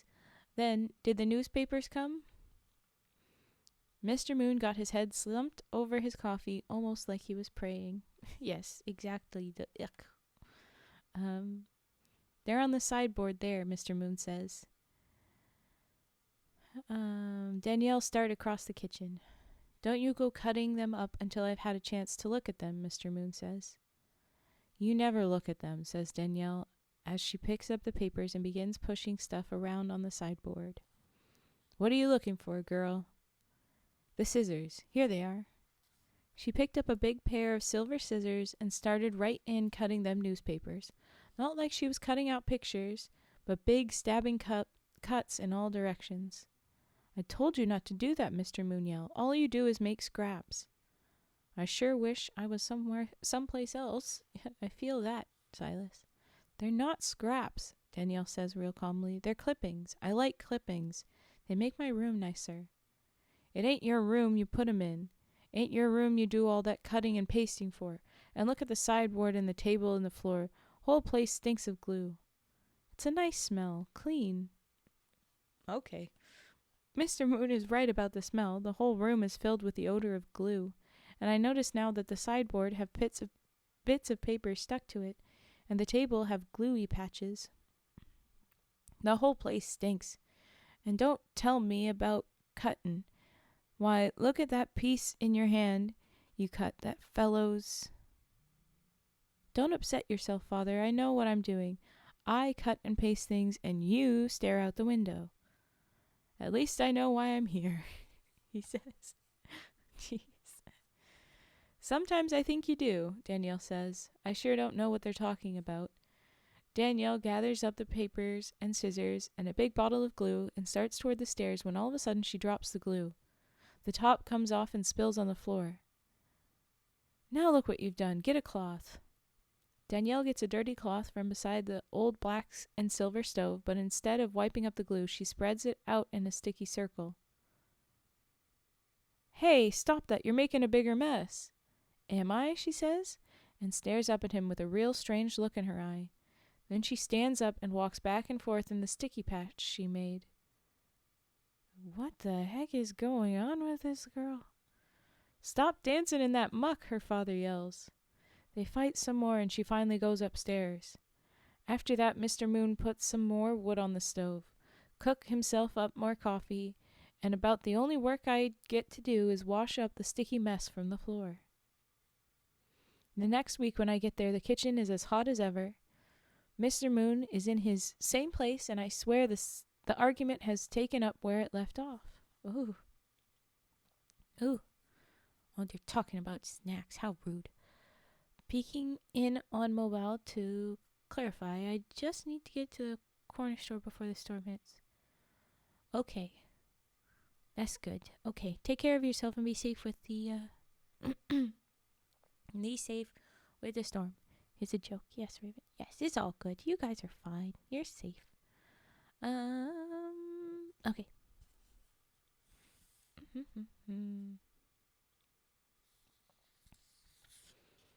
Why haven't you been at school, Mr. Moon yelled at Danielle. I have. You know I'm a very good student, Father. You lie. The principal phoned and said you haven't been but about 1 day a week since the term started. He must be mistaken, Father. You know how schools get their records mixed up. And you shouldn't ought to take that dress Martin and Maggie bought you. I heard you lying to them on the phone about how well you was doing in school. Ooh, who's Martin and Maggie? Okay. They bought it for me because they like me. It's yellow. They know that's my favorite color. Uncle Martin says I'm pretty. Do you think I'm pretty, Father? Sure you're pretty. You're just like your mama. Ooh. There's a long silence after he says that, as if they both agreed not to talk about the mother. They live too far from the reserve for any other Indians to know them, And I don't know any white folks way down here well enough to ask them about the moons. This is interesting. Mama was beautiful, wasn't she? Says Danielle. And she walks across to where there is a small mirror on the wall. She taken some yellow ribbons and weaved them in and out of her hair, what is piled up on top of her head today. Do you like my hair like this, Father? She say. He don't answer right away. I sure do think she's pretty. Oh my gosh, stop it. I don't know whether to tell her so or not. I would, but I can see her eyes in the mirror, and there is something not right. Her eyes is bright and clear, but they are too bright, almost as if they are a few degrees out of focus. Yeah, I wonder if she's using the glue for something else, or something else is going on. She is missing school a lot, and Father is concerned to a bunch of degrees about her. Gus don't ever answer the question. He get distracted by how cold he is, and for the rest of the afternoon he have me nail weather stripping around the door, both inside and out, and around the big bay window that look out on the apple orchard. And then there's a big break. It don't look like this week is going to be any different. The room is boiling, Mr. Moon is cold, and he is still mad at everybody, especially Danielle. I don't figure I'm going to come here anymore. I'd rather do hard work than sit around listen to white people argue. Fair. But I hardly get started on my coffee when a truck pull up in the yard and Mr. Moon's brother Martin come into the house. I can tell they is brothers. Gus Moon look older, though I don't know whether he is or not. Both of them got short hair, wind-burned skin, and each of them got big ears stick out from their heads. You cold, Marty? Is the first words Gus say after he introduced me. The only reason you feel cold is because you keep it so warm in here. Mr. Gus Moon just point out the window. Marty, you see them few leaves fluttering on the branches? I tell you, when the wind's strong enough to move them stocky little trees around, why it's cold out here. Wind seems to blow right through the house these days. His voice trail off and he shiver. Come on, Gus, you gotta make some effort. You want to play cards? Or maybe we could go into town later. There's some Golden Glove boxing at the Legion Hall tonight. No, thanks, Marty. I don't feel good enough to go out. Well, pour me some coffee then. You can't have it the way you like it. There's no sugar. The kid eats it all up. Got a powerful craving for sweets, just like her mother. You worry too much about Danielle, says Martin. She seems fine to us. It's only natural for you to worry about what happened, but Danielle's fine. She's a real little princess. Ooh. You don't have any idea what's going on, do you, Marty? Let's stop beating around the bush, Gus. What's wrong with you? I talked with Doc Fowler in Ponoka, and he says there's no reason you can't go back to work. You should be outside getting exercise. Marty McFly? No, Martin Moon. Fly? Frog fly? No. Stop. You little goofballs. Okay. You should be outside getting exercise. It's too cold. What the hell are you talking about, Gus? Why are you afraid of the weather? Hell, we got Indian summer coming up yet. After he say that, he look over at me and his eyes get big. No offense, he say. No offense, I answer. This is the first time Silas is even actually involved in a conversation. And it's for that. Jeez. Okay. Winter ain't far off, says Gus in his tired voice. Plenty of work needs doing. The place is starting to look run down, says Martin. Why don't you put this kid to work outside instead of keeping him sitting in here? I was gonna have him cut down the apple trees, stack them up and burn them, but don't expect it makes much difference now. I can't think of a lot of things that need doing worse. Them trees were Jessie's, and Danielle loves them. Why don't you let me come over and help out for a few days? Maggie and I would both come over. Danielle needs a woman to talk to. No, she don't. Mr. Moon interrupts there, I guess. We just want to help. I can do for myself. For us, I just need to get the tractor fixed. What's wrong with it, says Martin. Parts missing. Indians, I figure. Them Them buggers will steal you blind if you give them half a chance. Then he looks at me. Sorry, Silas. I didn't mean you. Freaking hell. You got some work for me to do, Mr. Moon? I ask. Fair to be bugging him for that. Yeah, he's being a fucking asshole. Okay. Yeah, in a while. Have some more coffee. Jesus. Dude, come on. Oh, I'm just seeing the hydrate. How did I miss this? 14 minutes ago, there was a hydrate. Thank you, Divad. I should have taken that sooner. Thank you, thank you. Okay. Then Mr. Moon stared hard out of the window. Look, way down at the far end of the orchard. There's somebody there, I know it. What if there is, says Martin, squinting up his eyes. It would only be Danielle. I look out the window too, and I think I spot something yellow moving way at the end of the orchard. Only, yelled Mr. Moon, I've told her never to go down there, never to hang around them. Come on, Gus, it's nothing to get excited about. Let's play cards. Ain't got no cards. You always got a couple of decks on the sideboard there, says Martin and starts across the room. Danielle took 'em. Danielle doesn't play cards. Maggie and me wouldn't even get her to learn rummy. She takes 'em up to that room. What are you talking about, Gus? Martin Moon even looks over at me in case I know what's going on, but I just shrug my shoulders. Martin stops and examines the wasp nests. He watches them twirl slow in the heat of the room. Why have you still got these things around, Gus? These you should get rid of. Ooh, this is getting weird. Oh, I just spent $10 on 2 drinks, a snack, and a tub of wet dog food. I really need to remember to shop properly after work.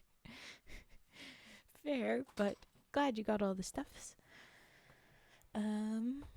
Snack, just a bag of Annie Cap's cheddar fries. Ooh, cheddar fries. Convenience store prices, yeah. Ugh, it's not always good. Okay. Alright. They're talking about getting rid of the wasp nests. Danielle about throws a fit every time I mention it.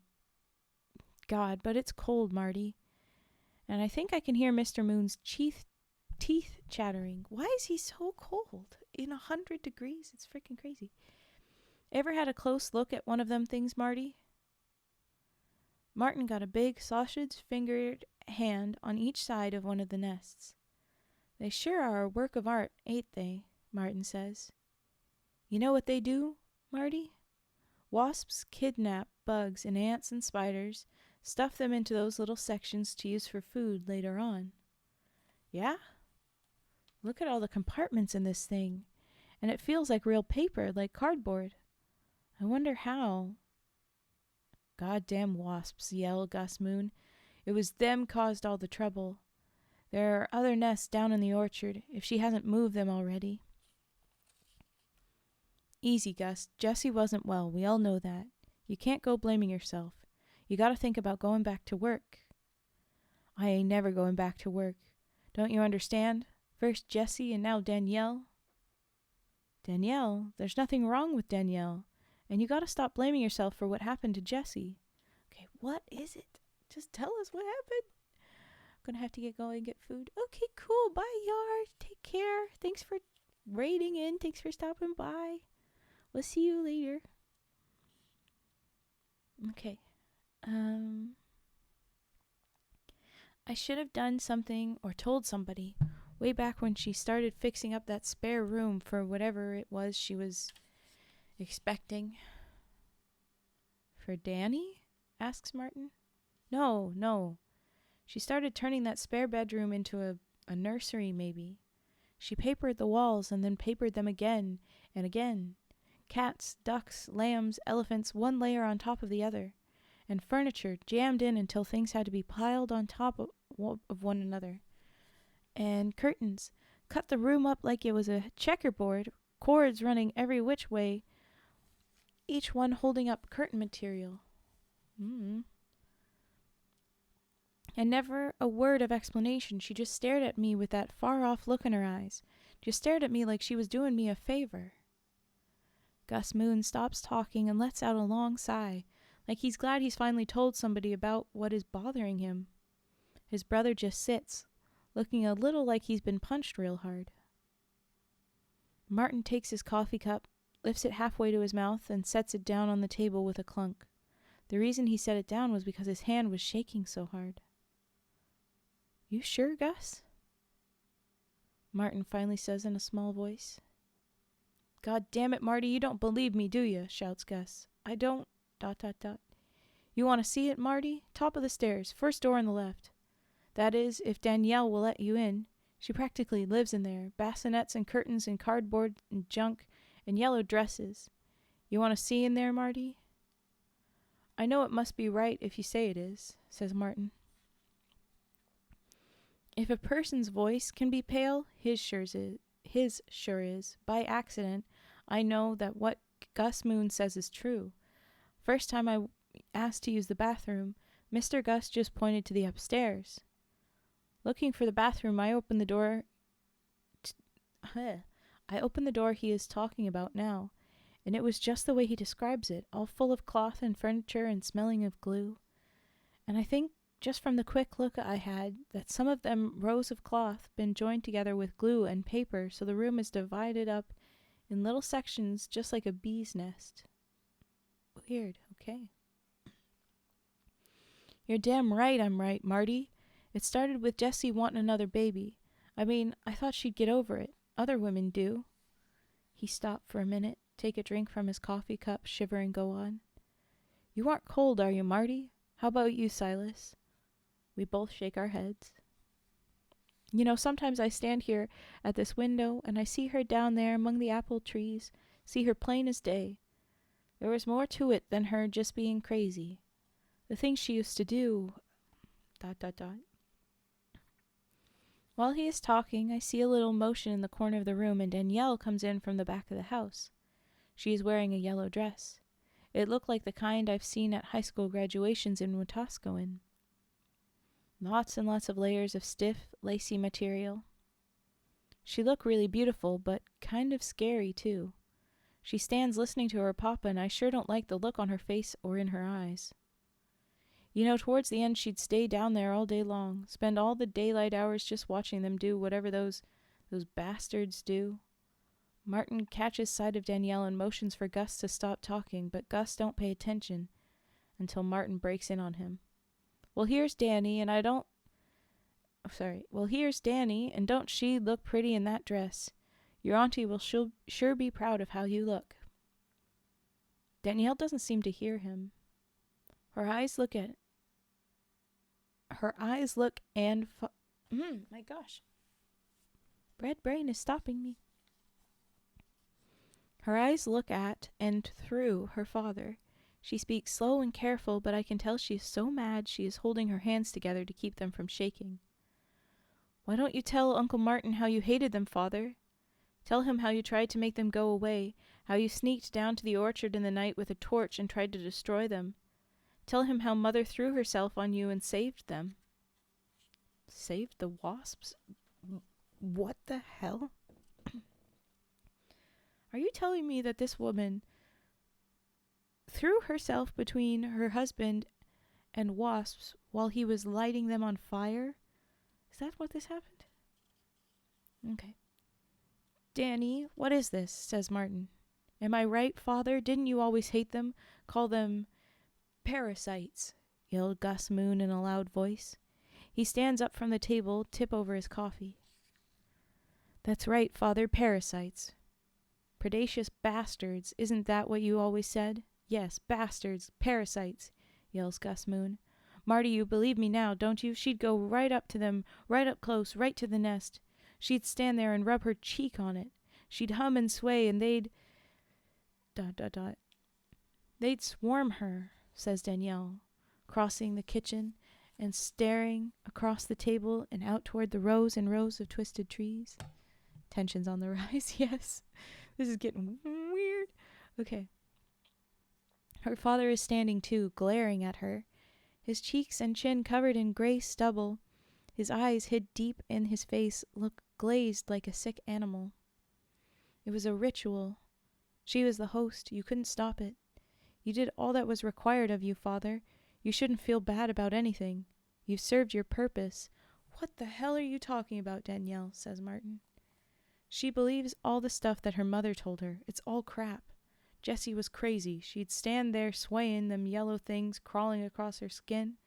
She took off her clothes. ... Oh God, this is messed up. They never hurt her, says Danielle. There was never a mark. Mr. Gus Moon's shoulders are slumped even more as he stares at his daughter. Sometimes when I think I see Jessie down there in the orchard, I expect it's Danielle I'm seeing, though I don't want it to be. We see you watching from the window, says Danielle, her voice excited, like she just won an argument. Martin just sits, shaking his head. His lips form words he wants to say to Danielle, but no sound comes out of his mouth. Who can survive it, Marty? Gus Moon says in kind of a crow. They survive, Father, says Danielle. First snow, Marty, says Gus. I'm a dead man. The end. I'm lost. I don't know what the wasps supposedly did to... I'm so lost. I don't understand. What the heck?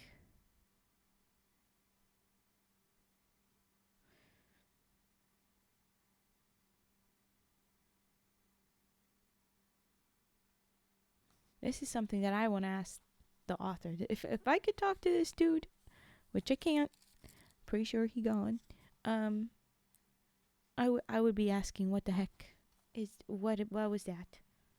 What was that? What? Okay. I'm not totally sure what that mama in the story, Jessie, was trying to do. But it was something. Okay.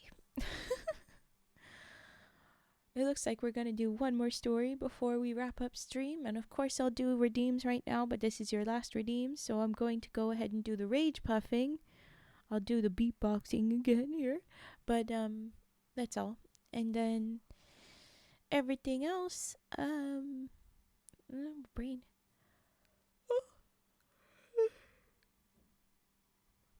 If you have other redeems, there you go. You can drop them in, but I'm not going to do a second rage puffing after this one. We're just going to do the one. Yes, you'll get the beatbox. And then if you have anything else, you can request that now. But then we'll do Vows, and then we'll wrap up. That's Vows is the next story. Oh, humming. Okay, good. Yes, we'll do the humming. We're getting musical with a beatbox and then a humming. Ooh, but I do have... I'm going to run a quick 30-second ad, okay? Here's the warning. There's an ad. I'm going to play an ad. Cover your ears if it get loud. Here we go.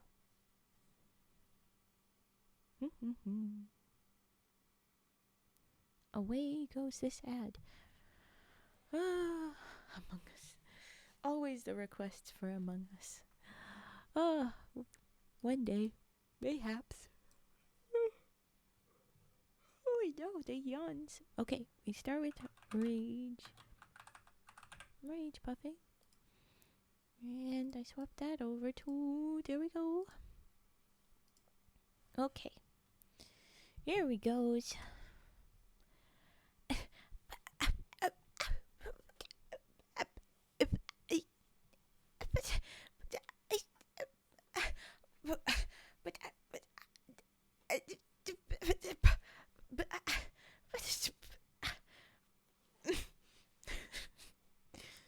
Sorry, just giggling. Okay.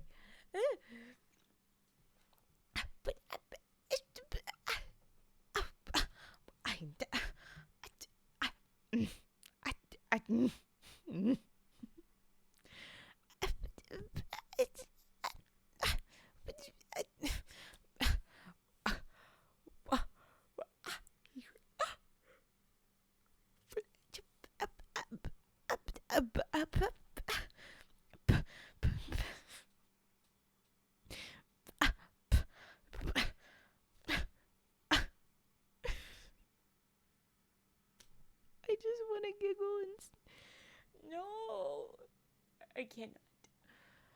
I can't do any more beatbox. No more rage pub. I has yawns instead. Oh no, we have no more. Okay, no more. We'll do humming now. I know that was not much of the rage puff, but dang it, this one I can pull off right now. Okay. Hey, that's not what I clicked. This is what I clicked. There you go. We'll do humming. Humming. This song is so fire. Okay, we do humming.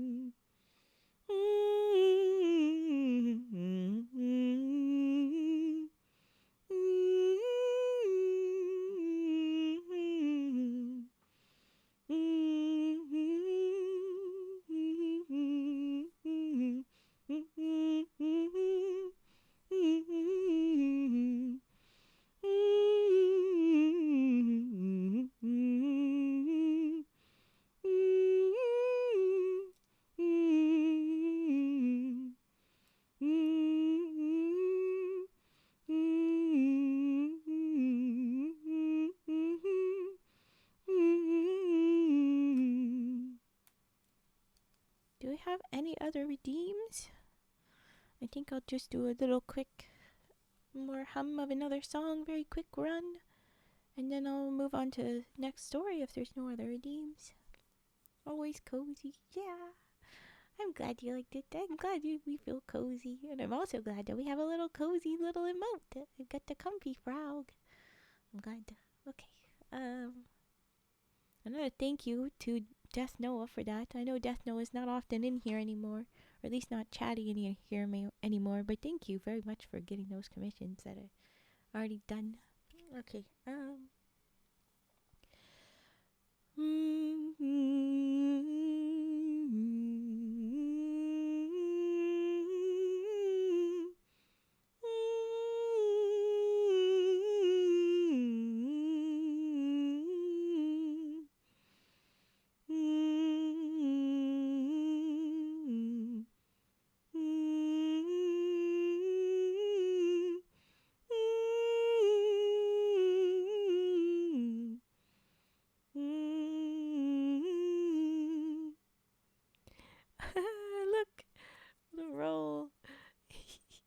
You didn't get a great roll, El Chiquitas, but at least you got it working. But okay, I guess I will go ahead with the next story, which is called Vows, and this will be our last story of the stream, and we'll move on to SCPs when I do the next stream later tonight. But this will be the last one. Doing that felt like discovering fire.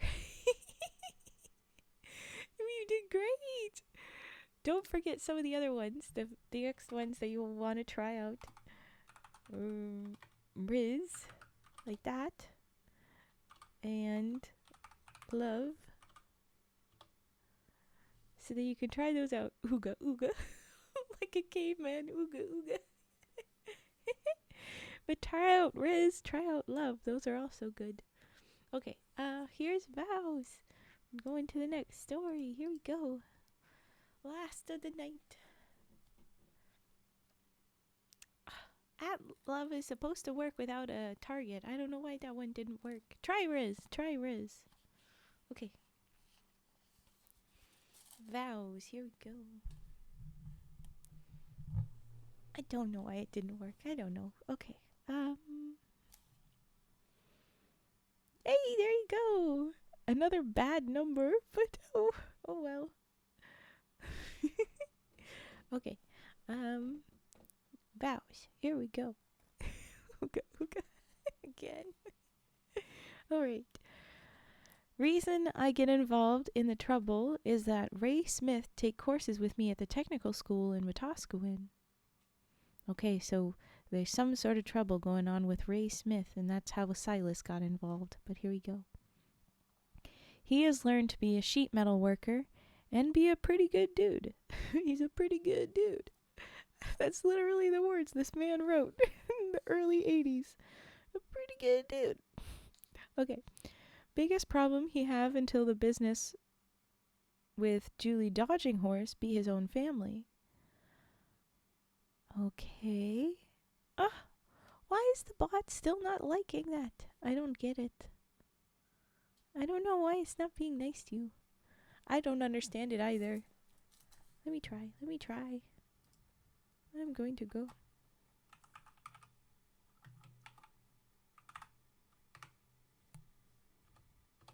Let's see. There we go. 42. Not great, but it's not too bad. We did it. Okay. Back to my story. Alright. So, I guess we have Ray Smith and Julie Dodging Horse. Weird, but I felt the love. Yeah, you felt it, Elise Cage. So it used to be that Ray Smith didn't have much problems besides ones with his family, but now he's got something big with Julie Dodging Horse. The Smiths is kind of a wild bunch. Old October Smith have about 4 wives at different times, and each one have a lot of kids. Some that are Octobers and some not. Ray got sisters named Peaches, Pears, and Plums. They say they was named for whatever was on the kitchen cupboard on the day they was born. Okay. Smiths live in a log cabin with a sod roof and walls clinked with moss and cow shit. Okay. Some of the older boys is bad dudes, and one of them committed a murder here a few years ago. Ooh, jeez. Some of the girls gone to the city and disappeared the way our Indian girls do. That's a really... If you don't know about the MMIW... Oh, it's a tough one. It's the missing and murdered Indigenous women and girls and Two-Spirit. But it's often called MMIW, maybe MMIWG2S. Yeah. So they said they disappeared the way Indian girls disappear when they go to the city. That's awful. But anyway, okay. You know what happened to me? Ray say to me one morning while waiting for our English class to start. This morning when I come out of my cabin, Julie's old man is sit in that shiny red pickup of Hofstadter's that he drives. Okay, so this is the beginning of his new problems. Oh yes, you've already done Riz, so you can't do it again. There's a cooldown. You won't be able to do it for a minute. Most commands like Riz have a long cooldown. There you go. Okay. Get in, Ray, he says to me. I'll drive you to school. What he tell me while we driving is that he got plans for Julie, university and all that, and he don't want her getting tied up at 16 with a guy like me. Not that I'm so bad, he says. I'll try to be polite with them. I try to be polite with him. I tell him how much Julie and me care for each other and how even though I'd like for everyone to be happy, we're going to keep on seeing each other. Well, when he hear that, he just puff out his big chest like a partridge. Ray, he say to me, you keep away from Julie from now on, or I'll see that you get kicked out of the tech school. You think you can do that, Silas? He's buddy with Chief Tom. Being an MLA and an Indian chief let Chief Tom do about anything he wants to, I guess, Silas says. He said, too, that some of my brothers and sisters got white blood in them, and he could make trouble for them, too, 'cause Métis ain't allowed to live on the reserve. Métis is a specific tribe, but it's a indigenous and white mix.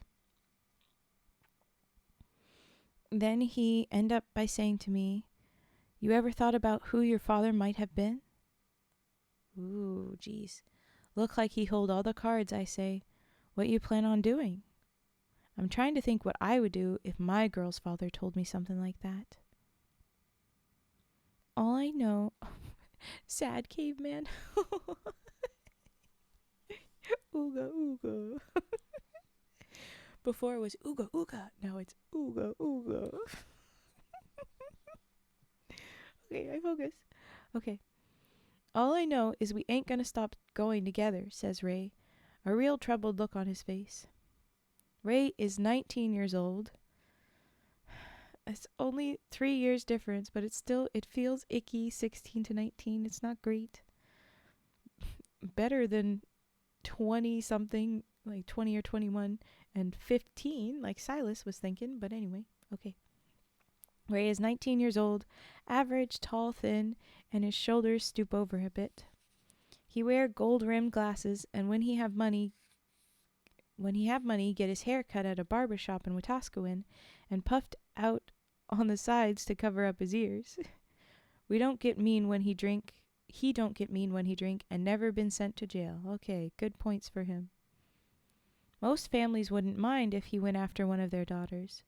But then Melvin Dodging Horse don't figure that his is most, in quotes here, families. Ray and Julie first took to one another a couple of months ago at Saturday night dance at Blue Quills Hall here on the reserve. It easy to see why Ray liked her. Julie is tiny, not even 5 feet high, I bet. She got hair that comes all the way down, touched the belt of her jeans at the back. And she have so much energy, she bounce wherever she going, and she have a laugh like a happy bird you hear early in the morning. She don't often come to the dances and probably wasn't supposed to be there. Her parents is snooty. They're snooty. Okay. They is red on the outside, but if you was to cut them, they'd bleed white blood. I don't like when we talk that way, but okay. Melvin Dodging Horse used to be a champion cowboy, and he married a blood lady who worked in a government office in Lethbridge. A lady who wear dresses all year round and own a fur coat been bought in a store in Edmonton. They live in an Indian Affairs built house, what they fenced and painted white.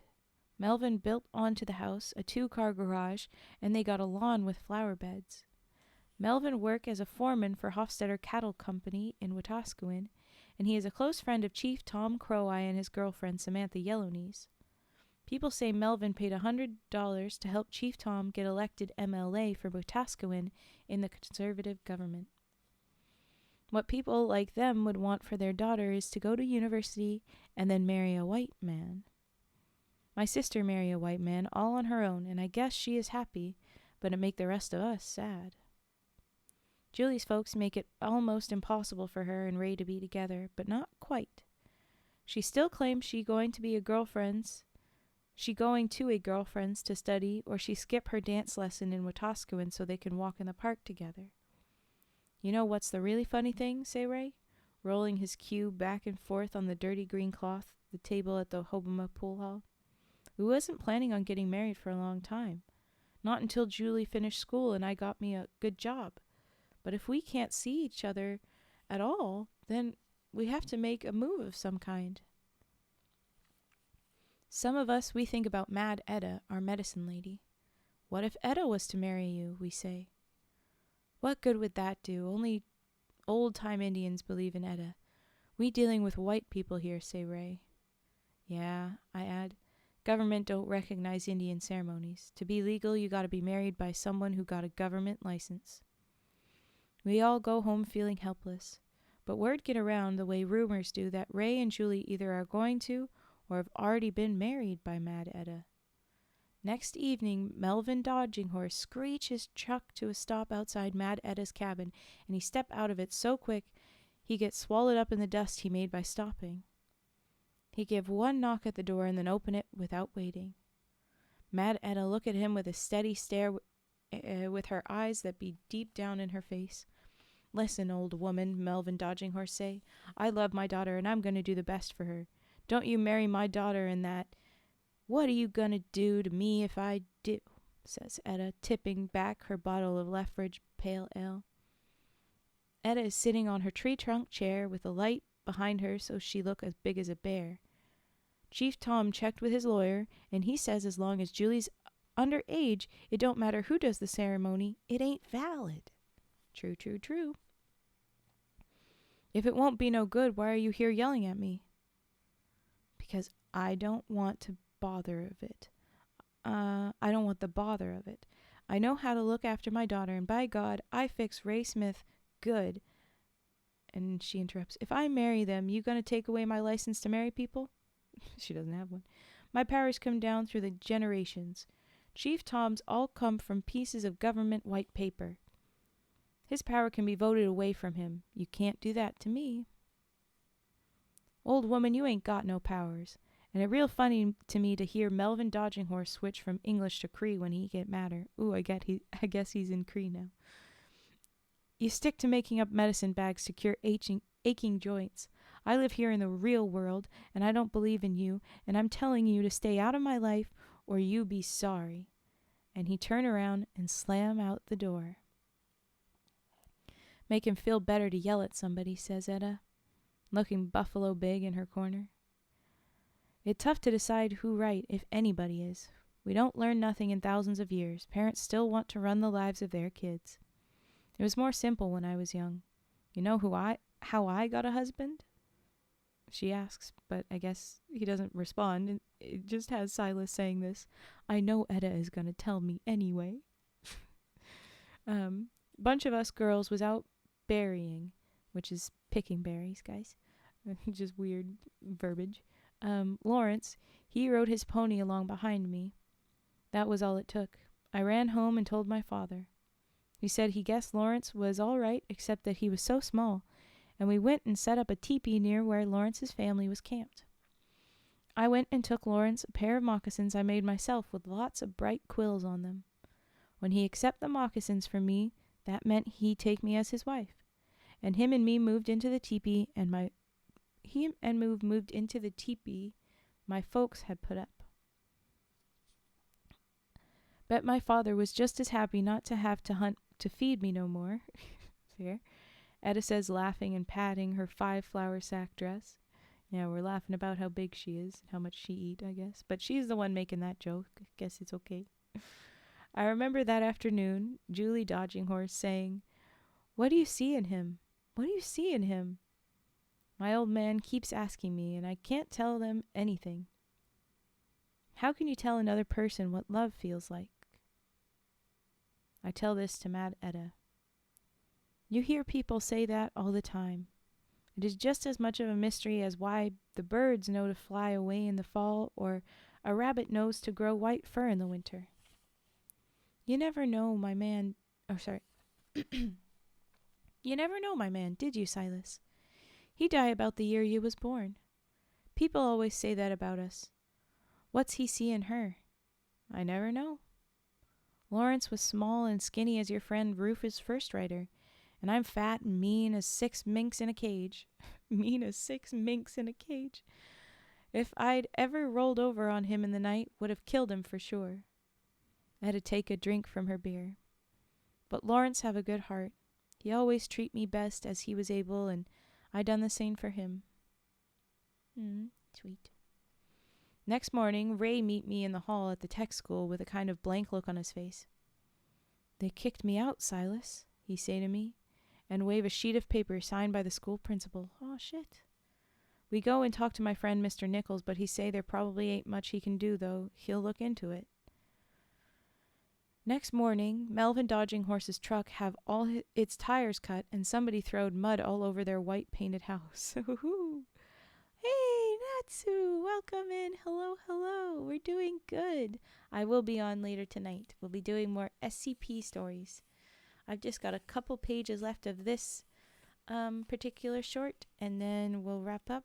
And it looks like we've got like 2 stories left in this book. 3 stories? 4 stories? 4 stories left in this book. But I won't do those ones till another stream. Okay, There's mud all over the White House. The balls of mud slid down the white siding, leaving marks like black tears. Ooh. It is Ray's little brothers, who've been raised up wild as coyotes, and their friends who done it. "I told them not to," Ray said it over and over. "It only make things worse." "My papa blames Ray for doing it all by himself," Julie says to us when she run from her mother's car into the general store the next afternoon. "He says it just shows what kind of a bad person Ray is." "The sad thing is," says Ray, "is that Mr. Dodging Horse and me, we got almost the same ideas. It ain't like I was a bush Indian gonna expect my wife to walk a trap line. I want for Julie and me a house like she lives in, and I was gonna go out and work to get it. Only big difference between me and Melvin Dodging Horse is about 25 years of age." Julie's parents keep her mostly a prisoner after that. To see her at all, Ray has to sneak up to the school at lunch hour. Mrs. Dodging Horse drive her to and from school, and one of them go everywhere with her on weekends, and they always go to Wetaskiwin or Edmonton and never do no Indian things here on the reserve. If Julie was just a couple of years older, I just don't know what we can do. If she was just a couple of years older, I just don't know what we can do, says Ray. "You either gotta act or give up," says Mad Etta. "Nothing stands still for very long. It either go forward or backward." And it looked like Ray gived up. Next Saturday night, he sit on the bench along the wall at Blue Quills. Most of the girls come and dance with him at one time or another, but nobody can cheer him up. "Why don't we go up and bust Julie out of her house," says my friend Frank Fencepost. Of course he is. Most of us have had a few beers, and it sounded like a pretty good idea. Funny how you can look at a place and never really see it. Never noticed that in the new houses, the bedroom windows be small and high up on the side of the house. And we gotta guess which room is Julie's. On the way, they're gonna free the parents or some bullshit, aren't they? On the way, we stop at Frank's cabin and pick up a glass cutter that he pick up as a 5-finger bargain from McLeod's store in Wetaskiwin, because he liked how shiny it was, of course. Magnificent. "We could just tap on the window," I suggest. "How dare you have sense, Silas? This is for chaos and ridiculousness. How dare you bring logic and reason into this house?" "Okay. How'd you like to have Melvin Dodging Horse staring up your nose?" says Frank. "We cut the window quiet like. I don't think it'll be very quiet. Then lift up the curtains and see who's in there." We have a hard time to reach the window at all. And Dodging Horses don't have no junk in their yard that we could pile under the window to stand on. We have to go in the garage and wrestle out a 20-gallon oil drum. There is 6 of us there. Me, Frank, Connie Big Charles, Ethan, and Rufus First Rider, and Ethan's girl, Julie Scar. This is just ridiculous. It was pretty hard for that many people to be quiet. Yeah. We hold Frank's ankles as he stand on the barrel, and the glass cutter makes squeaking noises like dragging a rubber boot along hardwood. Yep. "Oh, damn," says Frank, and then, "Ow!" And then There is the sound of glass breaking on the floor inside. Okay, Millennial. Have a good night. Bye-bye. We'll see you another time. Take care. Ooh. Oh, sorry. Thank you for the follow, Alejandro. Welcome, welcome. Thank you. Thank you very much. I appreciate it. Bye-bye. Okay. Just a page and a half left. Okay. And a page and a half left. And of course, Frank has gone and broken the window. And yeah, Dad heard. Oh boy. Oh, the cute little hello. Oh no, he does a card. What? Why do you have a card? What are you waving your credit card at me for? Okay. Boo boo boo boo boo. What the hell? Roar Melvin, dodging horse's voice. Here we go. Frank, pull up the curtains and say trick or treat. What the hell, Frank? What the hell are you doing?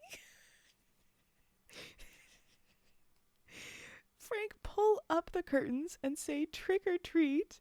Drop them real quick again. Classic Frank. Frank Fed's post is just iconic. He's insane and I love it. Guess he didn't have much time to think of anything more clever to say. No, he never does.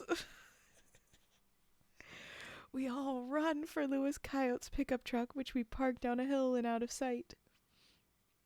And he had said, ow. I think he cut himself somewhere, so I'm waiting to see them be like, oh no, he's all bloody. We have to get him stitches, whatever. But okay.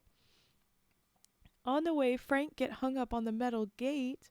Oh no! And leave one half of his jean jacket flapping on the fence like washing. Oh no. It was the side had the pocket with my wildwood flower in, he complained. Too bad, you can't get high. He complained on the way back to the dance. Connie bandaged up his hand. Okay, so yeah, we knew. With the other side of his jean jacket. Because only half of it got ripped off. We don't tell Ray what we tried. Figure it only make him sadder. Yeah, it probably would. On Monday, I walked with him up to the school at noon hour to see Julie. Oh no, they're gonna send me to school in Edmonton is the first thing she say to us.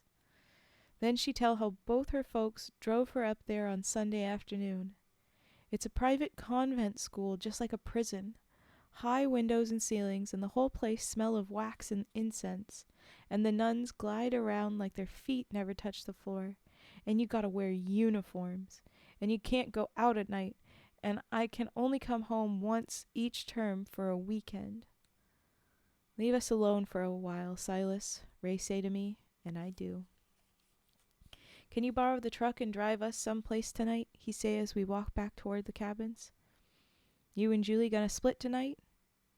It ain't what we want to do, but it's what we got to do, says Ray. That night, Ray and I wait in the truck about a quarter mile from dodging horses, and at about 2 a.m, Julie come to us. She jump into the truck and hug Ray's neck. The closing of the door sound to me like a gunshot, and I jump some. They can't watch me all night, she say. I just walk right out the front door. I drive them where they tell me, which is to a hill maybe 10 miles in the bush. Ray and Julie unload from the truck, sleeping bags and backpacks. We borrowed stuff from everybody we know, so they have lots of food, and one of them nylon tents that fold up to be about a foot square. Behind them, the sky is the deep blue of lake water. The moon and the northern lights turn everything strange colors. The birch trees are bare and white as chain lightning against the sky. Let Julie's folks think we gone to Edmonton or Calgary.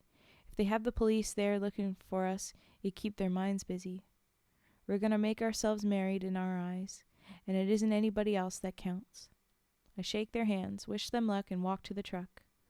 When I look back, they've turned and are facing each other the way I've seen couples do in church. I'm too far away to hear what they're saying, and I'm glad I am.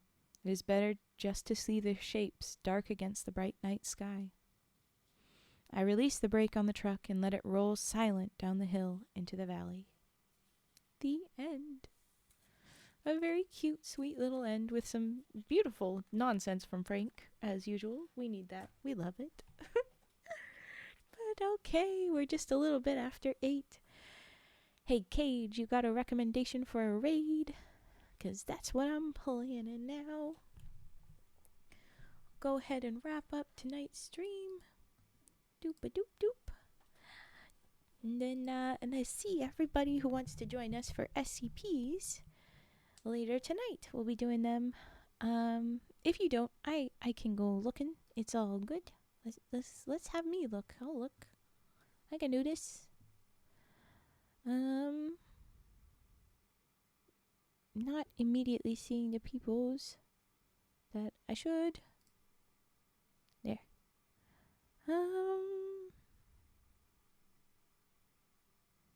Miani is on right now. Let's go to Miani. There's a lot of bigger people live, but not a lot of small names. Yeah, you're right. Not a ton.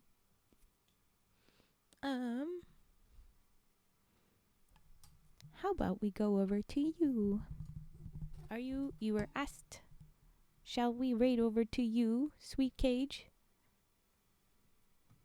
Says you've been up for 27 seconds. Is that true? Let's go over here. Nah, that's okay. Are you being shy? Are you just being shy? I'm trying to check that you are actually trying to raid because it was being weird. Either we go into the great big giant Miani, or we go over to you. I think we go over to you. Let's raid over to Cage. Hey Cage, can you drop the raid message for us to raid over to you? It feels so stupid. Let's get this lined up. What? How did this? That shouldn't be off. What is that? That's not supposed to do. Okay. It's raid 1, you silly. Raid 1, raid 2, yes.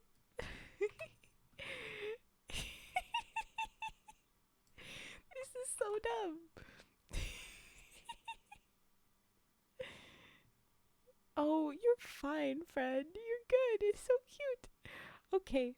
Oh, I see Annie Bell and a raise 4. That's all I can see of who's in there right now because of the double windows moving around. Okay, I've got the message. I'm telling you I'm raiding in. And I'm telling you the message we're going to send over is so stupid. I love it. Okay. Well, thank you everybody for watching. It's about to get real silly in here. It will be. I'm excited. Okay, here we go. Here we go. Yes, I got it. I'll be a good person. No. Okay. Well, thank you everybody for watching. Good night. We'll see you later.